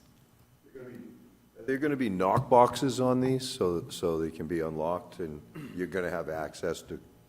Yeah, I discussed that briefly with the police department right before the meeting, and they think that that would be a good idea to be able to do that. So we'll work with the Snow Goers team club on that. And you're okay with that for the knock boxes? Yes, that should be fine. Yep, we can get to it from our end, no matter where they put them or what they put on them. Thank you. Jonathan? I was just gonna comment, if you use like a combo lock, that might be a little easier than Knox boxes. Yeah, we do that on some of our gates, but for the police department, in case there's an emergency or some kind of trespassing, they would prefer the Knox box because Okay. it's a uniform for the ATVs they use. And the Snow Goers Club would still be able to access this as needed? Or would they just open it up for the day, or how would that work? Jim's on the call, I believe, so if he wants to speak to what their procedures are, from what we discussed, it sounded like the majority of the time they'd be closed, and just when it was an active time of using it, they'd open them during the winter time. Okay, yeah, it looks like those wouldn't be all that good for muddy season or any other season, so. Okay, Jim has unmuted himself so he can speak. Good evening. Thank you for allowing me to speak.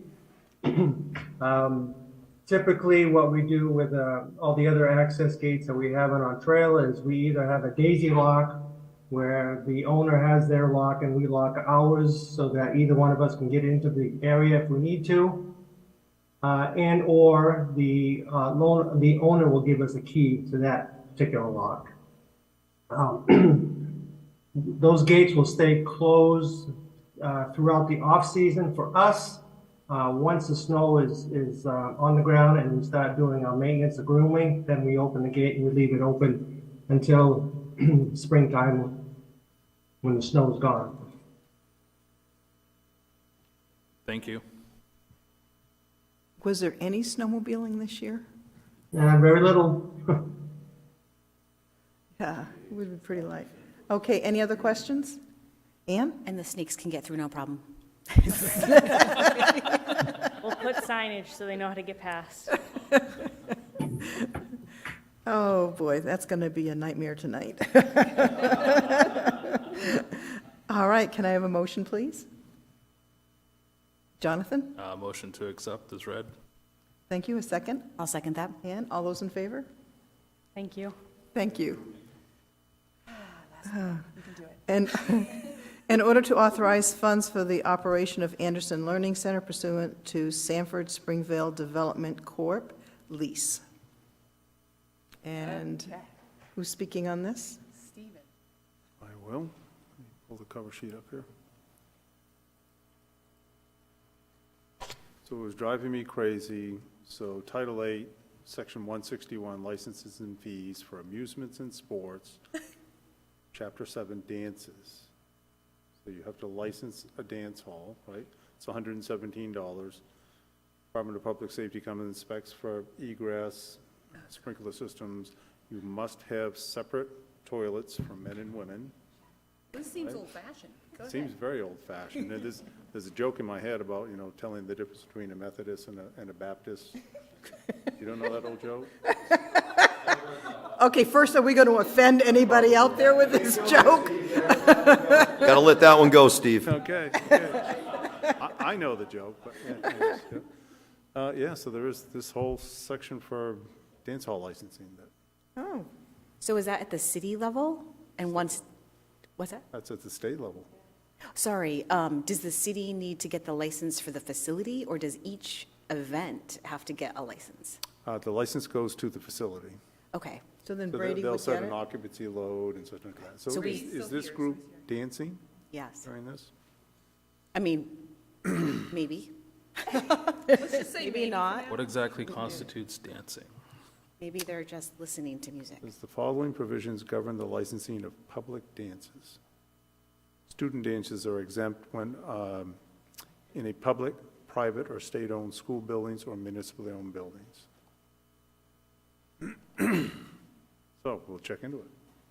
All right. Thank you, Steve. All right, back to the subject matter at hand. So the Anderson Learning Center. So the city owns the Anderson Learning Center building.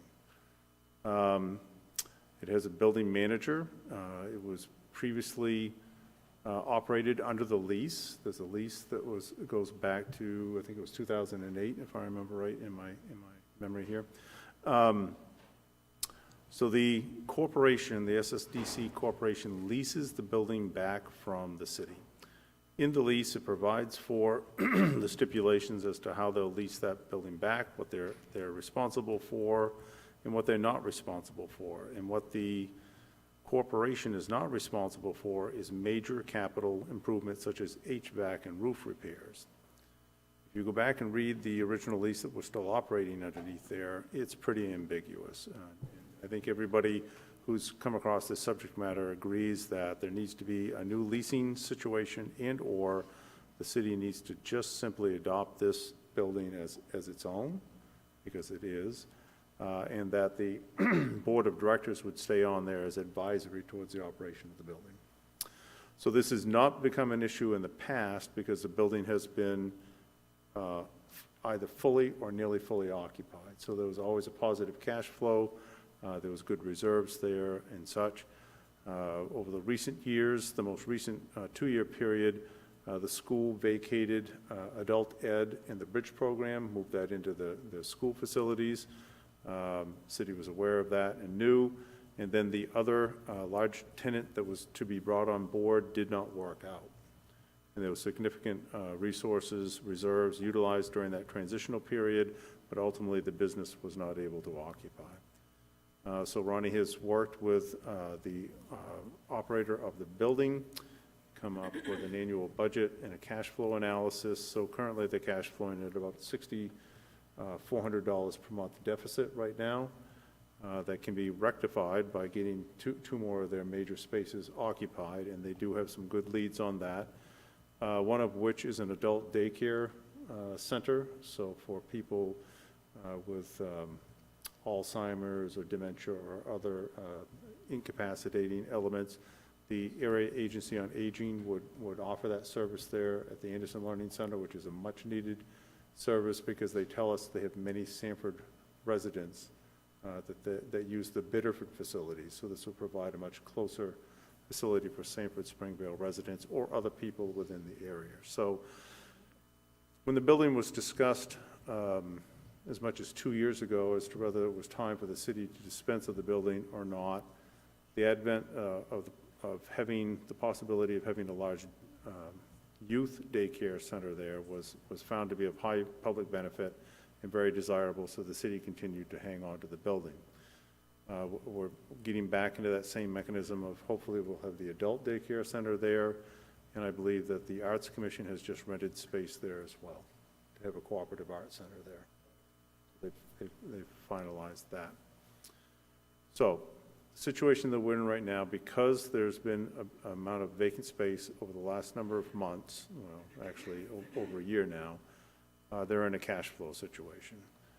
The operator of the building, Donna Burke, has submitted bills in the amount of $54,000, for which the lease says the city should have paid for those particular capital improvements. But again, the city was never billed, was never sent invoices on that and such, so we're just now catching up at this point in time. And I will say, as an aside, the board of directors that the council recently appointed there is a very very active and a very involved board, so I'm looking to positive development from that board of directors. So at this point in time, the request is that the city council authorize this amount of $54,574, for which would be dispensed through our finance director in cooperation with Donna Burke, the building's operator. They would draw down on that, not differently than a line of credit, until such time as other means are identified. But again, if they have the success that I believe they're near to having, they should have enough leased space there that they'll go back to a positive cash flow. They'll still be very tight because they used reserves during that transitional period when a major business did not work out. So that's what's put them so far in the hole. Okay, thank you. Any questions? Need a motion? Bob? Move we approve. Maura? I'll second that. I just wanted to make a comment. Go ahead. I'm okay with doing this because I understand how this was set up. I do want to move aggressively forward, though, in dissolving and setting up Advisory board? Make it an advisory board, and it's a department of the city, and set it up the way it would have been at the time if it hadn't been a weird government structure in Sanford. So I'd like to move aggressively. I know it has been mentioned before, or mentioned selling it, and then it dies. And at this point, it's time. It's going to be what it's going to be. And if we get the adult daycare center, I'll be thrilled, and I won't mind owning it. If we don't, that's harder discussions to have. But for now, fixing the structure is kind of a goal of mine. Okay, thank you. All those in favor? All right. Good. Now we are down to council member comments, and Bob said he's got about a half hour. So we're going to call on him last. I forgot what I was going to say, so we'll just move on. You see, there's an advantage to Bob's and my age. We forget stuff, so it's perfect. All right. Ann, comment? My comments won't take half an hour, but I just wanted to express my gratitude for city staff that not just tonight, but repeatedly at many council meetings after their regular work days joins us, whether in person or via Zoom, to partake in our meetings, hear our discussion, and not always necessarily when you have an agenda item. And I just want to say thank you for doing that. We see you, and it's nice to not be here alone many times. So there's that also. And then DC Small, you don't have to dress up for us, just so you know. We appreciate it, but it's not necessary. Looking good. All right, thank you. Jonathan? I'll keep it brief, less than half an hour.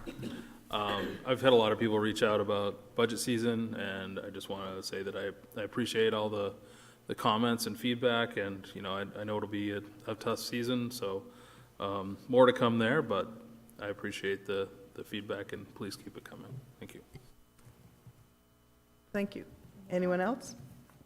Maura? I just want to, so again, I have the pamphlet for today's Habitat house. So in her comments, the new owner of the home mentioned that she basically saw an advertisement looking for people who were looking to try to be a homeowner. And she dove right in. I suspect there was lots of paperwork, lots of financial work, lots of some sweat equity into her own home. If you are willing to do that and work towards having your own home, I would reach out to Habitat for Humanity, put in an application. They plan to get more aggressive about putting people into homes, and Sanford is partnering with them through the Land Bank Authority. So try it out, and it's a way to move ahead, and she was thrilled. She felt she had given her family a long-term road to success. And those were some of her words today, when she even talked about her kids having a place to call home when they came home with their kids someday. So it was a nice little moment. Thank you. Thank you. Anyone else? Any future agenda items? Okay, we have adjourned.